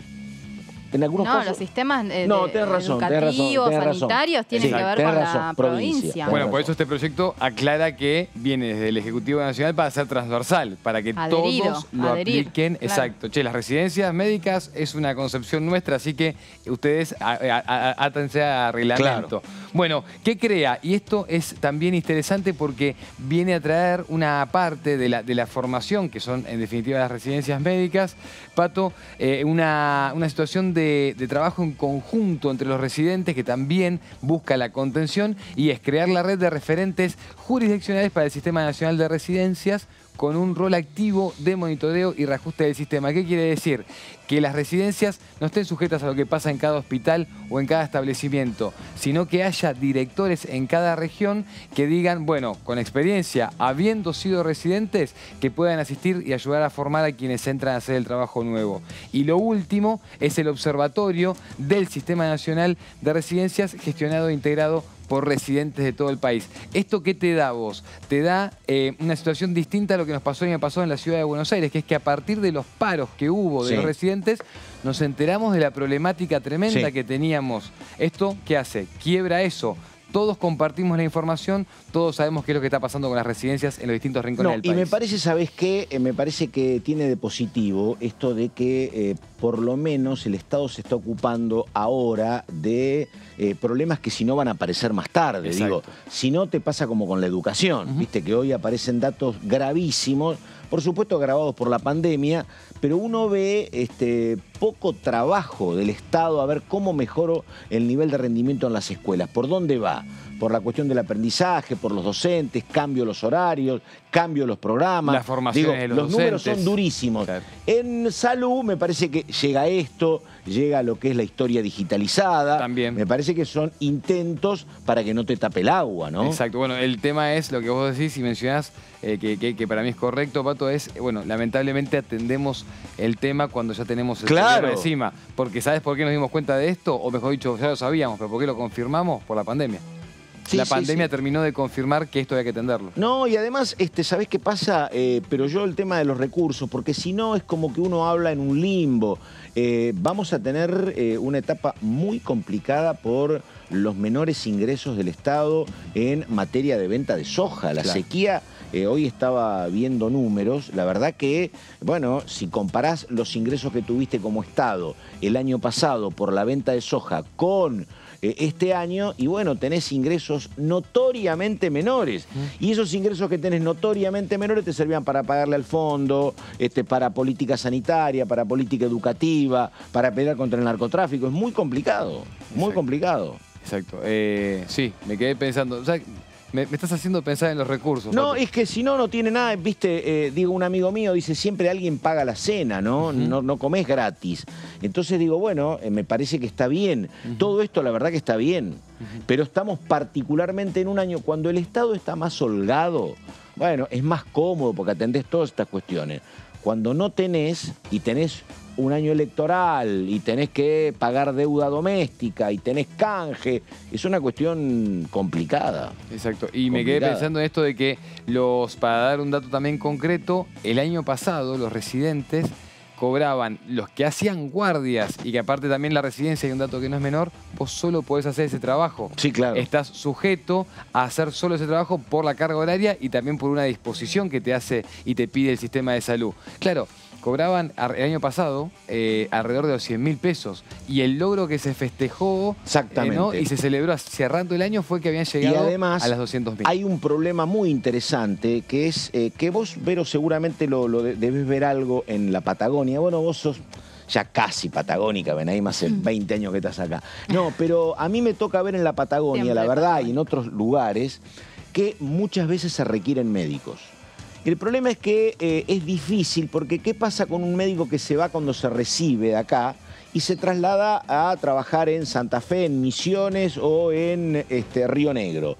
Si te vas antes de hacer la residencia es muy complicado, ¿me entendés? Porque interrumpiste una etapa de tu formación. Si vos querés ser nefrólogo, hiciste una residencia que la terminaste mal o bien y cuando vos te vas afuera, es cierto que tenés mejores ingresos, pero tenés menos contactos con pacientes. Tu aprendizaje se interrumpe, ¿me entendés? Digo, vos sos traumatólogo, terminaste acá. Si vos seguís atendiendo un hospital de la capital, vas a tener 50 casos, vas a seguir aprendiendo, vas a tener docentes, y entonces tu carrera crece en nivel educativo. Si vos decís, mirá, soy traumatólogo, pero me radico en una provincia donde atiendo 4 pacientes por semana, voy a tener a lo mejor algún ingreso económico más importante, pero no profesionalmente pierdo, ¿me entendés? Efectivamente, por ejemplo, en Tierra del Fuego los médicos además cobrarían por zona, o sea, cualquier profesional allá va a ganar mucho más plata y no sé si atiende a cuadro porque las poblaciones de las provincias crecieron y la demanda médica en el sistema de salud es un montón. Ponele, hoy hay especialidades que para que atiendan a un ciudadano, por ejemplo un fueguino, hay que esperar a que el médico vaya un día en un mes y los turnos son escasos, entonces no es que no tienen. Tal vez sí en especialización, pero muchos médicos viajan a capacitarse. No tenés mentores en todo caso. Sí. Acá tenés 35 años, estás trabajando y siempre vas a tener a tu alrededor mejores traumatólogos que vos, mejores nefrólogos. Cuando vos te vas para mayor tranquilidad económica y sos el responsable, eso es lo que perdés, me parece. Era lo que me decían alguna vez cuando yo me tocó una gira profesional por la Patagonia, iba a los hospitales, decían, hace falta médico, hace falta médico. ¿Fuiste a atender a los hospitales? No, pero fui a recorrerlos. Era un recorrido de la provincia de Neuquén y la provincia de Río Negro. Era elecciones y había que recorrer, ¿me entendés? Recorríamos hospitales, fábricas, para conocer. Una cobertura periodística. Entonces yo llegaba y decía, falta médico, falta médico. ¿Por qué falta médico? Y me dice, porque les conviene la plata, pero profesionalmente como que un poco se estancan. A muchos no les gusta alejarse de su familia. Exactamente. O sea, no es lo mismo que yo a los 18 años venir a estudiar. Por supuesto. Que ya a los 30 y pico moverte de tu lugar. A otros les pasa que por ahí no les gusta el clima. Bueno, hay varias cuestiones, es un tema complicado, que se juegan, pero en cuestiones económicas hay un montón de posibilidades. Por supuesto, exactamente. La provincia hace unos años había lanzado una convocatoria nacional pidiendo médicos. Pagaban muy buenos sueldos. Yo preguntaba por qué. Si pagan buenos sueldos, a veces costaba a los profesionales que fueran ahí. Ese fenómeno, Pato, es clave y se dio, mucho en la Patagonia y también regional, pienso, porque me acuerdo ahora que el año pasado también había una convocatoria para residencias en Brasil, en la zona sur de Brasil, y convocaban también a estudiantes de medicina argentinos, me acuerdo, por la capacidad. Bueno, lo que viene es muy importante, es parte de la programación de DTV, la miramos un ratito y seguimos, estamos aguardando la llegada del ministro de Seguridad, 11 de la mañana, 24 minutos. Mi viejo era fotógrafo, así que desde muy chiquita estuve en medio de químicos y papel sensible, la luz roja, todo eso me resultaba muy atractivo desde muy chica. Claro, porque bueno, antes las fotos no eran como ahora en un celular, sino que era todo un proceso químico que se revelaba de pronto una imagen y no sabías cómo iba a salir en definitiva cuando la imprimías. No, el vértigo de sacar fotos analógicas es otra cosa, realmente, es todo un proceso. Hasta que no ves las fotos en positivo, la verdad que es de una ansiedad que bueno, ahora ya no nos pasa porque sacás tantas fotos que sabes que alguna va a salir bien. Claro, por las dudas, claro, por lo menos. No, claro, estamos acostumbrados. Antes salíamos con un rollo y teníamos que hacer 30 fotos, 36 fotos en una nota y quizá teníamos que hacer 2 o 3 notas con el mismo rollo. Entonces, bueno, cuando revelábamos era toda una sorpresa vernos. Acá estamos viendo parte de tu recopilación de trabajo, porque muchas de estas fotos las tomaste vos, ¿o no? Sí, estas son todas mías en realidad, porque el archivo que armé tiene que ver con las fotos que sacó Breno, mi marido, que falleció en el 95, pero todas estas de las mujeres las saqué yo. Bueno, acá, esta es en blanco y negro, pero es del 2019. Acá hay una mezcla. Es de blanco y negro por una decisión artística. Claro, estética. Sí, me gusta. Hay fotos que me gusta porque trae también un poco de historia, ¿no? Cuenta la historia. El color también es muy distractivo. Acá, por ejemplo, la tenemos a Delia Giovanola y yo le saqué en los 80, en plena dictadura. Así que fue un shock verla a ella cuando la identifiqué, porque no sabía que era ella. Claro, vos tomaste la foto antes de conocer quién era la persona. Claro, yo en realidad yo no conocía a nadie, no tenía ningún familiar desaparecido, pero entonces eso me dificultaba presentarme, con lo cual yo sacaba fotos a la distancia. ¿Ibas a la Marcha de las Madres? Sí, iba todos los jueves. Bien. Bien, qué hermoso eso, qué importante. Sí, era duro verlas en ese momento, era muy, muy duro. O sea que tu archivo y ese trabajo que vos hiciste con las madres en aquellos años, en los 70, en los 80, va a permitir, nos va a permitir a muchos de nosotros que no pudimos estar físicamente en ese tiempo, volver un poco hacia el pasado.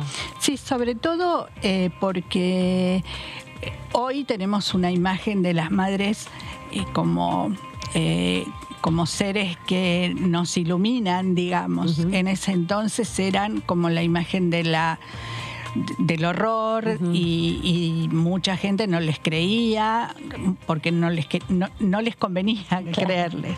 Entonces eran caras de mucha tristeza. Esta foto, por ejemplo, es el encuentro de las expresas políticas de la cárcel de Devoto. Se encontraron en el 2019 en el Hotel Bauen y fue realmente, te digo, de las cosas más emocionantes que he vivido, porque ellas sí que han padecido estar presas en circunstancias horribles. Son las y políticas que pudieron registrar sus historias, hicieron un libro. Claro, ¿no es cierto? Sí, hicieron 2 libros. Sí. Hay uno impreso y ahora uno nuevo digital, que ahora están, lo llevan a distintas provincias. Realmente es una experiencia increíble el trabajo que han hecho. ¿Y qué te gusta más? ¿Estar del otro lado de la cámara, mirando, sacando la foto, haciendo clic, o revisar los archivos y editar para poder hacer una muestra, para poder exhibirle a la comunidad todo este material? Las dos cosas están de la mano, porque cuando sacas fotos estás sacando lo que está pasando y después vas qué es lo que querés contar con las fotos, porque todo mezclado no tiene un sentido. Vos tenés que elegir también qué querés contar. Entonces, en este caso, en estas muestras que yo preparo, tiene que ver con mostrar que, primero, hacer consciente que ningún derecho se nos ha regalado. Todos los derechos, las 8 horas de trabajo, Sí. los derechos, todos los derechos han sido luchados y muchos han sufrido muchas muertes por defender esos derechos. Yo creo que eso, o sea, cuando somos jóvenes no nos damos cuenta de esa. No lo registramos porque lo estamos viviendo. Claro, pero si las mujeres tienen derecho a amamantar, por ejemplo, en horario de trabajo, eso fue una lucha muy importante. Bueno, todo eso es hay que utilizar todas las herramientas para explicar, porque eso también estimula a luchar. A mí me parece que cuanta más personas defiendan los derechos, va a ser más fácil conquistarlos. Claro, y además la memoria siempre es parte de lo que nos puede impulsar hacia adelante, ¿no? Entender un poco el presente y poder imaginarnos un futuro mejor. Sí, porque estas mujeres que han sido protagonistas de tantas luchas han sufrido, ¿no? O sea, yo no sé, los chicos jóvenes que las adoran y que las abrazan y que las reciben con tantos aplausos, cuánta conciencia tienen de todo lo que significó. Ahí está la Tana Rinaldi. Sí, cuando reclamaban justamente por el divorcio, por ejemplo. Claro, sí, ella vino para ese 8 de marzo del 84, estaba en Francia. Mirá. Ella vino para esa marcha porque fue invitada. Estuvo acá en el Congreso, hay una galería donde están las muestras de las luchas de las mujeres que se convirtieron en leyes.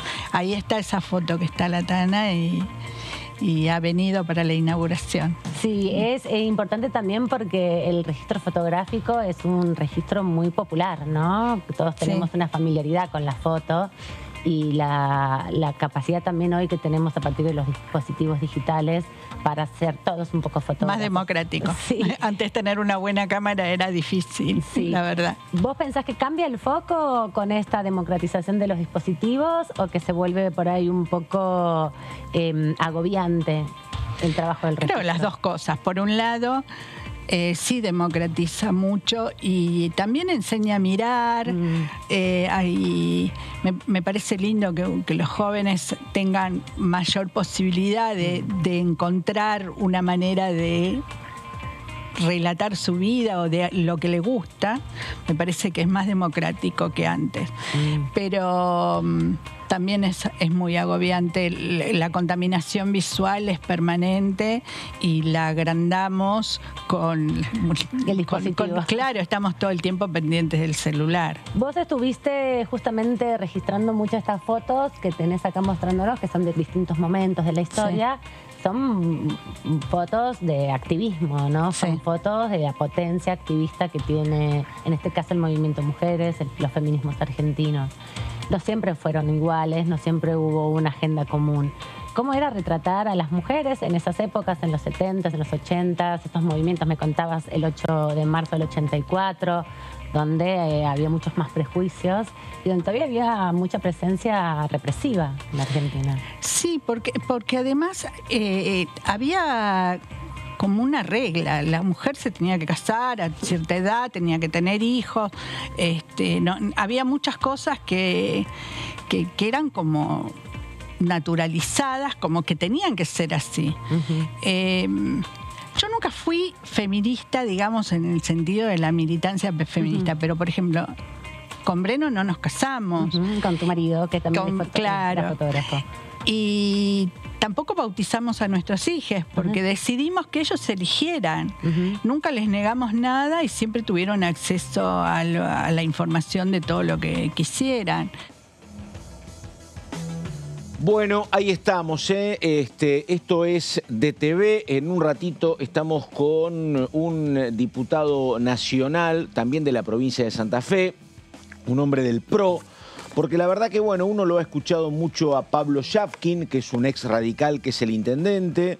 Uno lo ha escuchado mucho a Germán Martínez, lo vamos a escuchar en unos días a el propio Agustín Rossi. Vino Mónica Fein, habló Juan Martín, que es radical, así que bueno, salvo Angelini, habíamos escuchado poco a representantes del PRO. Chumpitaz es un hombre de Rosario, es un hombre justamente de ese sector, así que estamos con él hablando en un ratito. Bueno, nada, hablaban recién Amanda y la colega Mónica Hassenberg de lo que había pasado ayer en la plaza, donde Yo le preguntaba a una compañera presente, le digo, che, ¿qué había? ¿Clima festivo o clima de reclamo? Me dice, había mayoritariamente, había alegría, pero había clima de demanda por un montón de cuestiones que no están saldadas, ¿no? Sabes que ayer estuve participando un ratito de lo que fue el 8M acá afuera en la plaza de los dos congresos, y me parece que se coló también en el reclamo general la cuestión de lo judicial. Mucho vinculado a la consigna estaba puesto en el ojo de que sin justicia no hay democracia, de que hay que cambiar y modificar la justicia. ¿Por algún reclamo sectorial o, por ejemplo, tiene que ver con el tema de la corte y el juicio, por ejemplo? Bueno, vos sabés que ayer se hizo una vigilia, además, en tribunales. En Plaza Lavalle. En Plaza Lavalle, exactamente, por los fundamentos que se conocieron hoy respecto a la causa vialidad que involucra y que tiene una condena hacia la presidenta del Senado y vicepresidenta de la Nación, Cristina Fernández de Kirchner.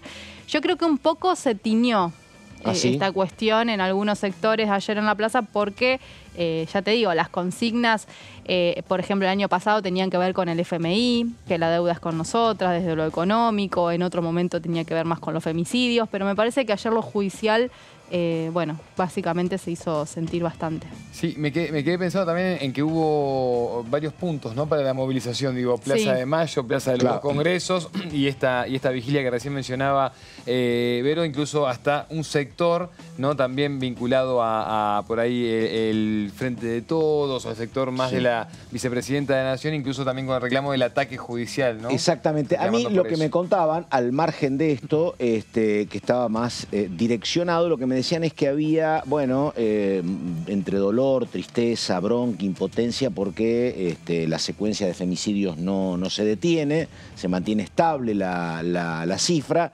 Y la otra cuestión es que hay mucha demanda de asistencia por parte de mujeres con botones de pánico u otro tipo de cuestiones, donde la asistencia policial, la asistencia preventiva llega tarde o no llega nunca, ¿no? ¿Qué pasó, Pato, así con que las comisarías esas cuestiones. Con las comisarías de la mujer, ¿te acordás? Totalmente. ¿Qué pasó con eso? Que el trabajo llegó hasta un punto y no sabemos si se profundizó o no. No, y además hay mucha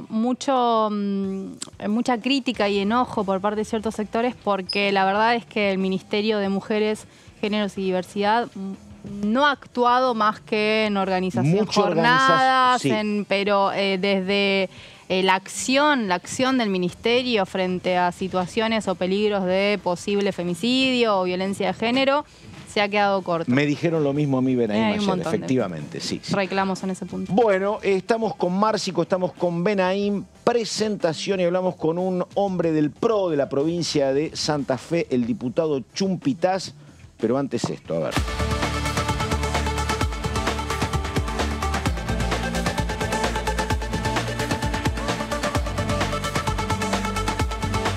Bueno, entrevista en vivo, estamos presentando cosillas nuevas. Diputado Chumpitaz, ¿cómo le va? ¿Qué dice? Buenos días, gracias por la invitación. Bueno, bien.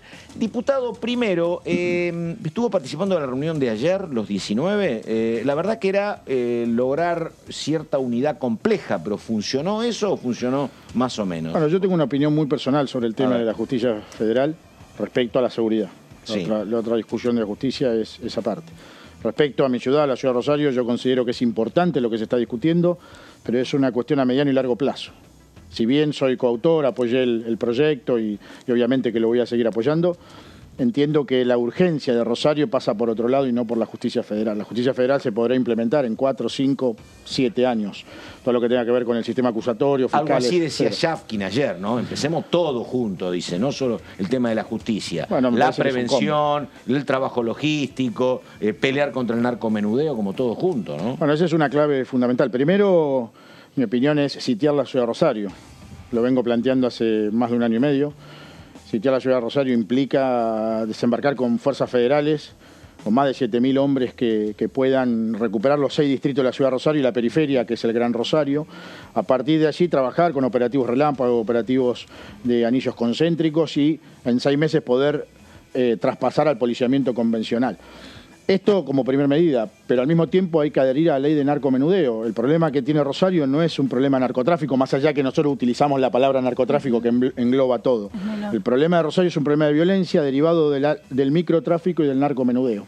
Entonces nosotros tenemos... Perdón, a ver, ¿cómo digo, la explicación? Digo menor porque no estás combatiendo carteles. Pero hay producción, dice diputado. No es transnacional en el punto de que se generan... Eso es narcomenudeo. El narcomenudeo y el microtráfico. Hay un relacionamiento con los... que decíamos hoy. Hay un relacionamiento con los cárteles internacionales, que son los proveedores. Pero no quienes son los países productores de cocaína, obviamente Bolivia, Perú y Colombia. A través del Pacífico copan México y llegan al primer consumidor de cocaína, que son los Estados Unidos, y el segundo consumidor, que es el continente europeo, entra por el norte africano, viene por el Atlántico, obviamente en la hidrovía, la ruta que sale de la ciudad de Rosario. ¿Eso viene o va la droga? La droga va. Bueno, no, la droga, la cocaína va hacia Europa. ¿Qué digo? Que los cárteles no operan de manera directa en la ciudad de Rosario, sí son proveedores, pero la disputa territorial está brindada por el narcomenudeo y microtráfico, que son bandas locales, muy precarias, familias, clanes, que están disputando el territorio. Bueno, a ver, yo, lo que decíamos, no yo, los tres, ¿no? Que si llegó a este nivel hay responsabilidades compartidas, ¿no? Porque ha habido 3 gobiernos socialistas, 5 gestiones socialistas en la ciudad, ha habido un gobierno peronista, ahora Perotti, gobernó Macri a nivel nacional, gobernó Fernández, gobernó Cristina. Esto que usted dice, yo lo que nunca entendía era por qué no había medidas más directas antes que hubiesen logrado hasta rédito político. Digo, la Corte, con todo lo castigado que estaba la Corte, un día fueron los 3 o 4 y dijeron, bueno, esto es un símbolo. Si hubiese quedado Rosati ahí, o Rosati, eso dice, hasta que esto no arregle, yo no me voy. ¿Por qué no lo hizo Fernández? Pero en el caso, le he preguntado a todos, en el caso del pródigo, ¿no alcanzó? Lo de Patricia Bullrich quedó a mitad de camino. ¿Cómo es esa cuestión? Bueno, 2 temas. A ver. Primero, vengo marcando estas cuestiones desde el año 2009, cuando planteé por primera vez que venía una guerra narco de Rosario. En aquel momento todos se reían. Y ahí estaba Cristina de presidenta y estaría Wiener de gobernador. Exacto.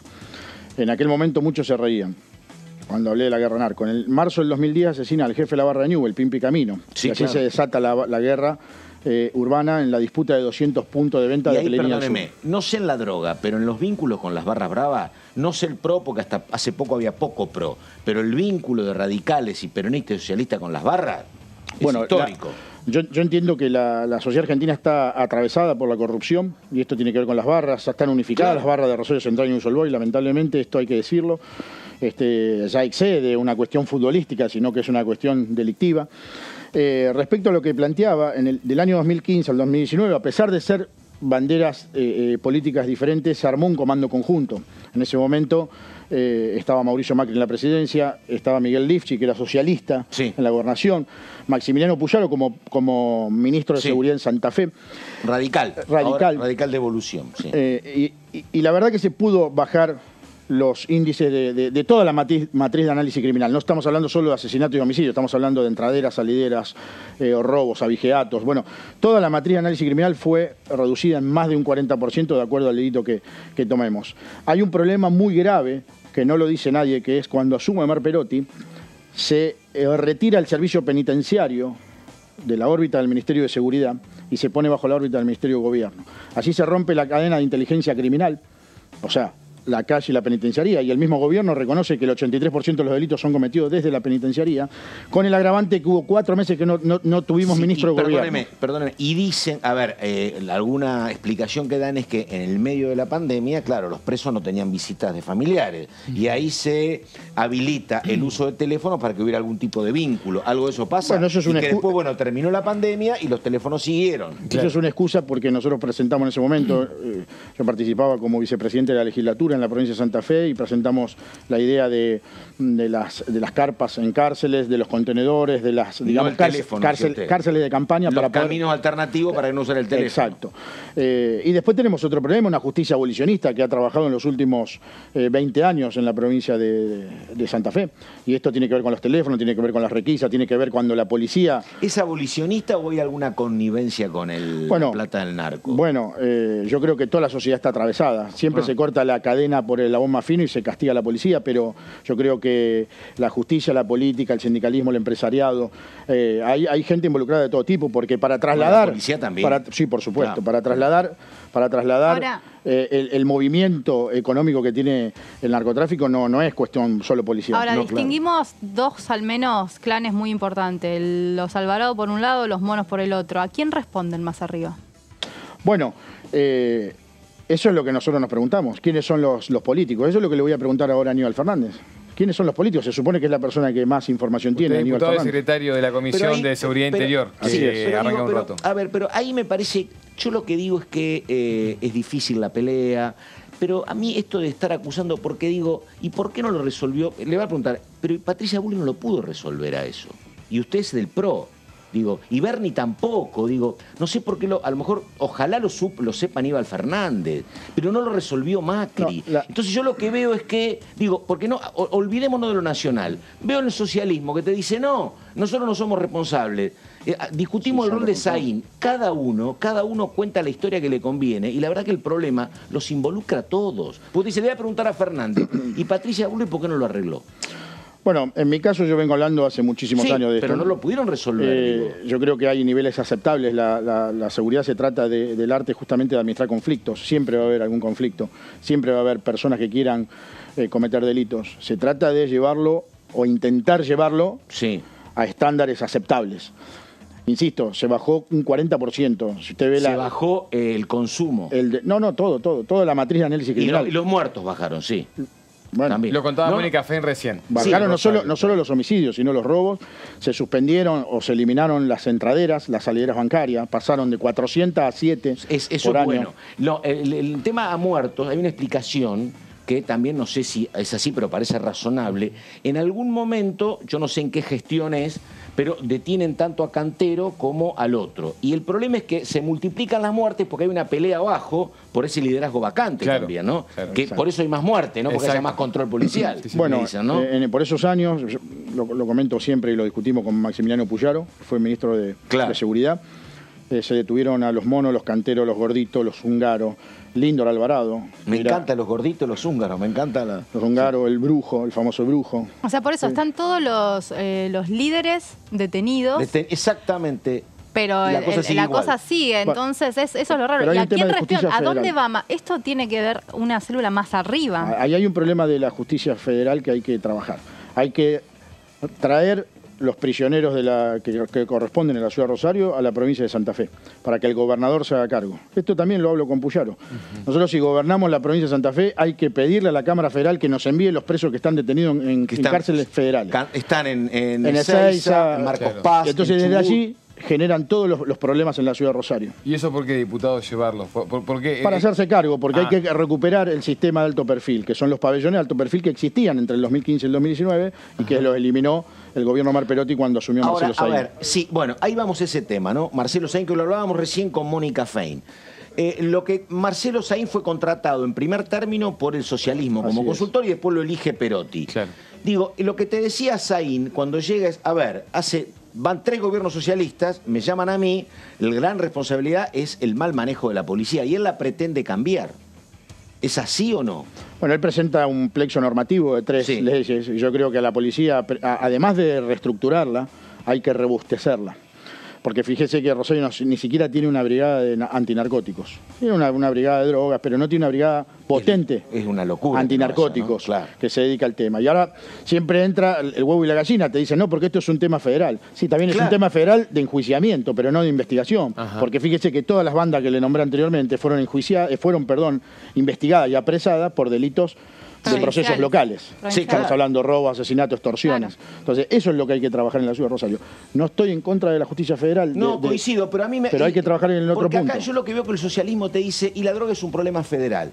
Sí, ya sé, pero digo, a ver, cuando uno lo señalaba a Duhalde, porque Duhalde no tenía control de la maldita policía, había droga, era un tema federal, pero los costos los pagaba Duhalde. Y cuando De la Sota tenía problemas en Córdoba, los costos los paga De la Sota. Digo, no podés decir la policía no es mía, me parece. O el tema del narcotráfico no es mi problema. A lo mejor a nivel legislativo no sea todo tu problema. Además, pero uno tratar puede, de que no se te desmadre la cuestión. Uno puede delegar es un la tema del autoridad. poder político. Uno puede delegar la autoridad, no la responsabilidad. ¿Vos crees que Santa Fe tiene que ser, o al menos Rosario, intervenida por el gobierno nacional? Yo creo que tiene que ser intervenida en cuanto a lo territorial, no la fuerza policial. Las fuerzas federales tienen que intervenir el territorio, porque la verdad que el narcocrimen ha superado a la fuerza provincial. Y a partir de allí, en 6 meses, yo considero que se puede unificar ese comando y traspasar a la policía. Ahora te voy a preguntar, ¿por qué no se puede corromper la fuerza federal? Porque se puede, claramente, como la policía provincial, pero hay que hacer operativos. Hasta la DEA se corrompió, parte de la DEA. Hay que hacer operativos interlazados. No es lo mismo que vaya todo un grupo de una fuerza que vayan 3 fuerzas. Diputado, ¿con qué referente de la seguridad del PRO se siente más identificado? Patricia Burrich, Cristian Ritondo, pienso personas que han cumplido esa función, ¿no? Bueno, en realidad con todos tengo relación, porque vengo trabajando hace 29 años en temas de seguridad. Y la verdad que he viajado y con muchos de ellos también he compartido.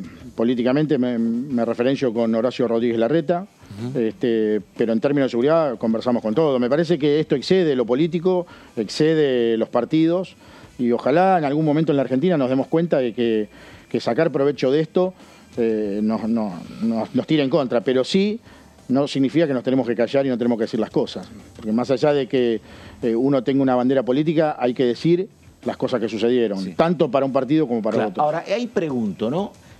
Porque el PRO, bueno, es un actor más nuevo, pero yo digo, ¿cómo no hubo, reacciones más temprano?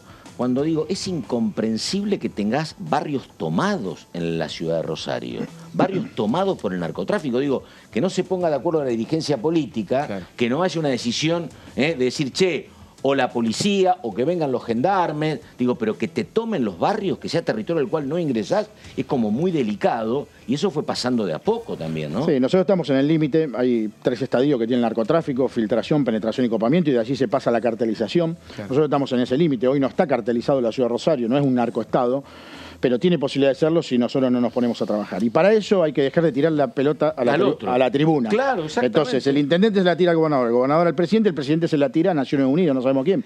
Entonces, ese es el problema, que los poderes ejecutivos en general, sea del partido que sea, no se quieren hacer cargo. ¿No crees que la interna dentro del oficialismo de Santa Fe perjudica los resultados? Siempre la interna del peronismo termina perjudicando a la ciudadanía. Fíjese lo que pasó con Omar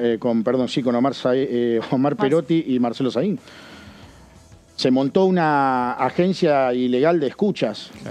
Una agencia paralela de escuchas. En lugar de dedicarse a la seguridad, se dedicaron a escuchar a 900 personas, decían que eran perfilados. Exactamente, pero antes creo, a ver, corríjame, que lo que apuntaba la investigación, que no sé si era de Saín, era ver lo que pasaba con dirigentes políticos como Traferri, ¿no? Y ahí la dirigencia política lo protege a Traferri. Bueno, si alguien lo protege, tiene que hacer cargo. En mi caso, mi caso yo fui... No, era senador y no le quitaron los fueros, bueno, a eso me refiero. Sí, yo fui diputado de la provincia de Santa Fe, fui vicepresidente de la legislatura, pertenecía a la comisión bicameral de acuerdo y siempre estuve con la idea de que los legisladores tienen que ser investigados. Y lo que pregunta Verónica, el tema del narcomenudeo y Barra Brava son como primos hermanos, me parece. Total. ¿No?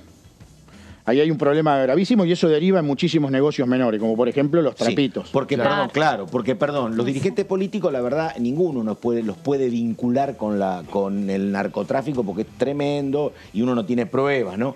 Ahora, ¿cuántos dirigentes políticos están vinculados a las barras? Decenas. Bueno, fíjese que cuando yo me involucro en política... Si la Barra Brava están vinculada con el narcomenudeo, es un matrimonio de 3, fuerza de choque, ¿no? Para los dirigentes políticos. En mi caso yo me involucré en política no hace mucho, en el 2015. Fui concejal de la ciudad de Rosario. Mi primer proyecto fue justamente denunciar las 5 licencias de taxi que tenían la banda narcocriminal más importante del país, que en ese momento eran los Monos. Pero 5 licencias no son nada.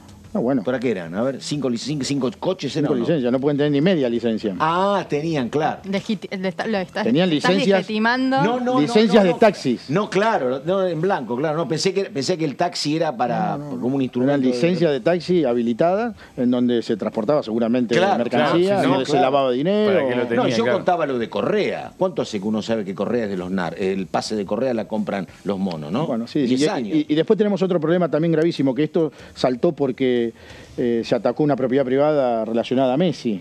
que es una mega estrella futbolística, claro. Claro. Pero esto pasa todos los días. Pero hace unos años atrás se valió la casa de un gobernador. Claro, exacto, de Bonfatti. O sea, bueno, seguimos y no sé, 2009, ¿cuándo fue? Paso el último dato, 2007, que tampoco 2009. se dice, los jugadores que están en el extranjero, futbolistas mega reconocidos, pagan abonos para que sus familiares que están en Rosario tengan no les protección. sucedan. Exacto. Ahí está. Cuando lo conocí yo dije Chumpitaz, me sonaba el apellido.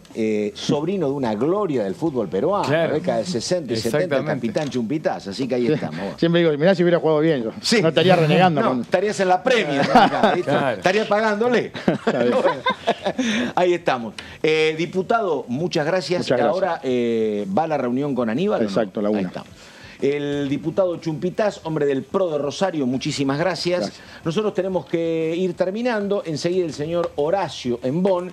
Señor Nicolás Márcico. Pato querido, será un placer. Hasta la semana que viene. Con ella, con Verónica Benaim, nos estamos viendo mañana, me parece. Hasta mañana, Pato. Así que nada más. Gracias. Muy buenos días.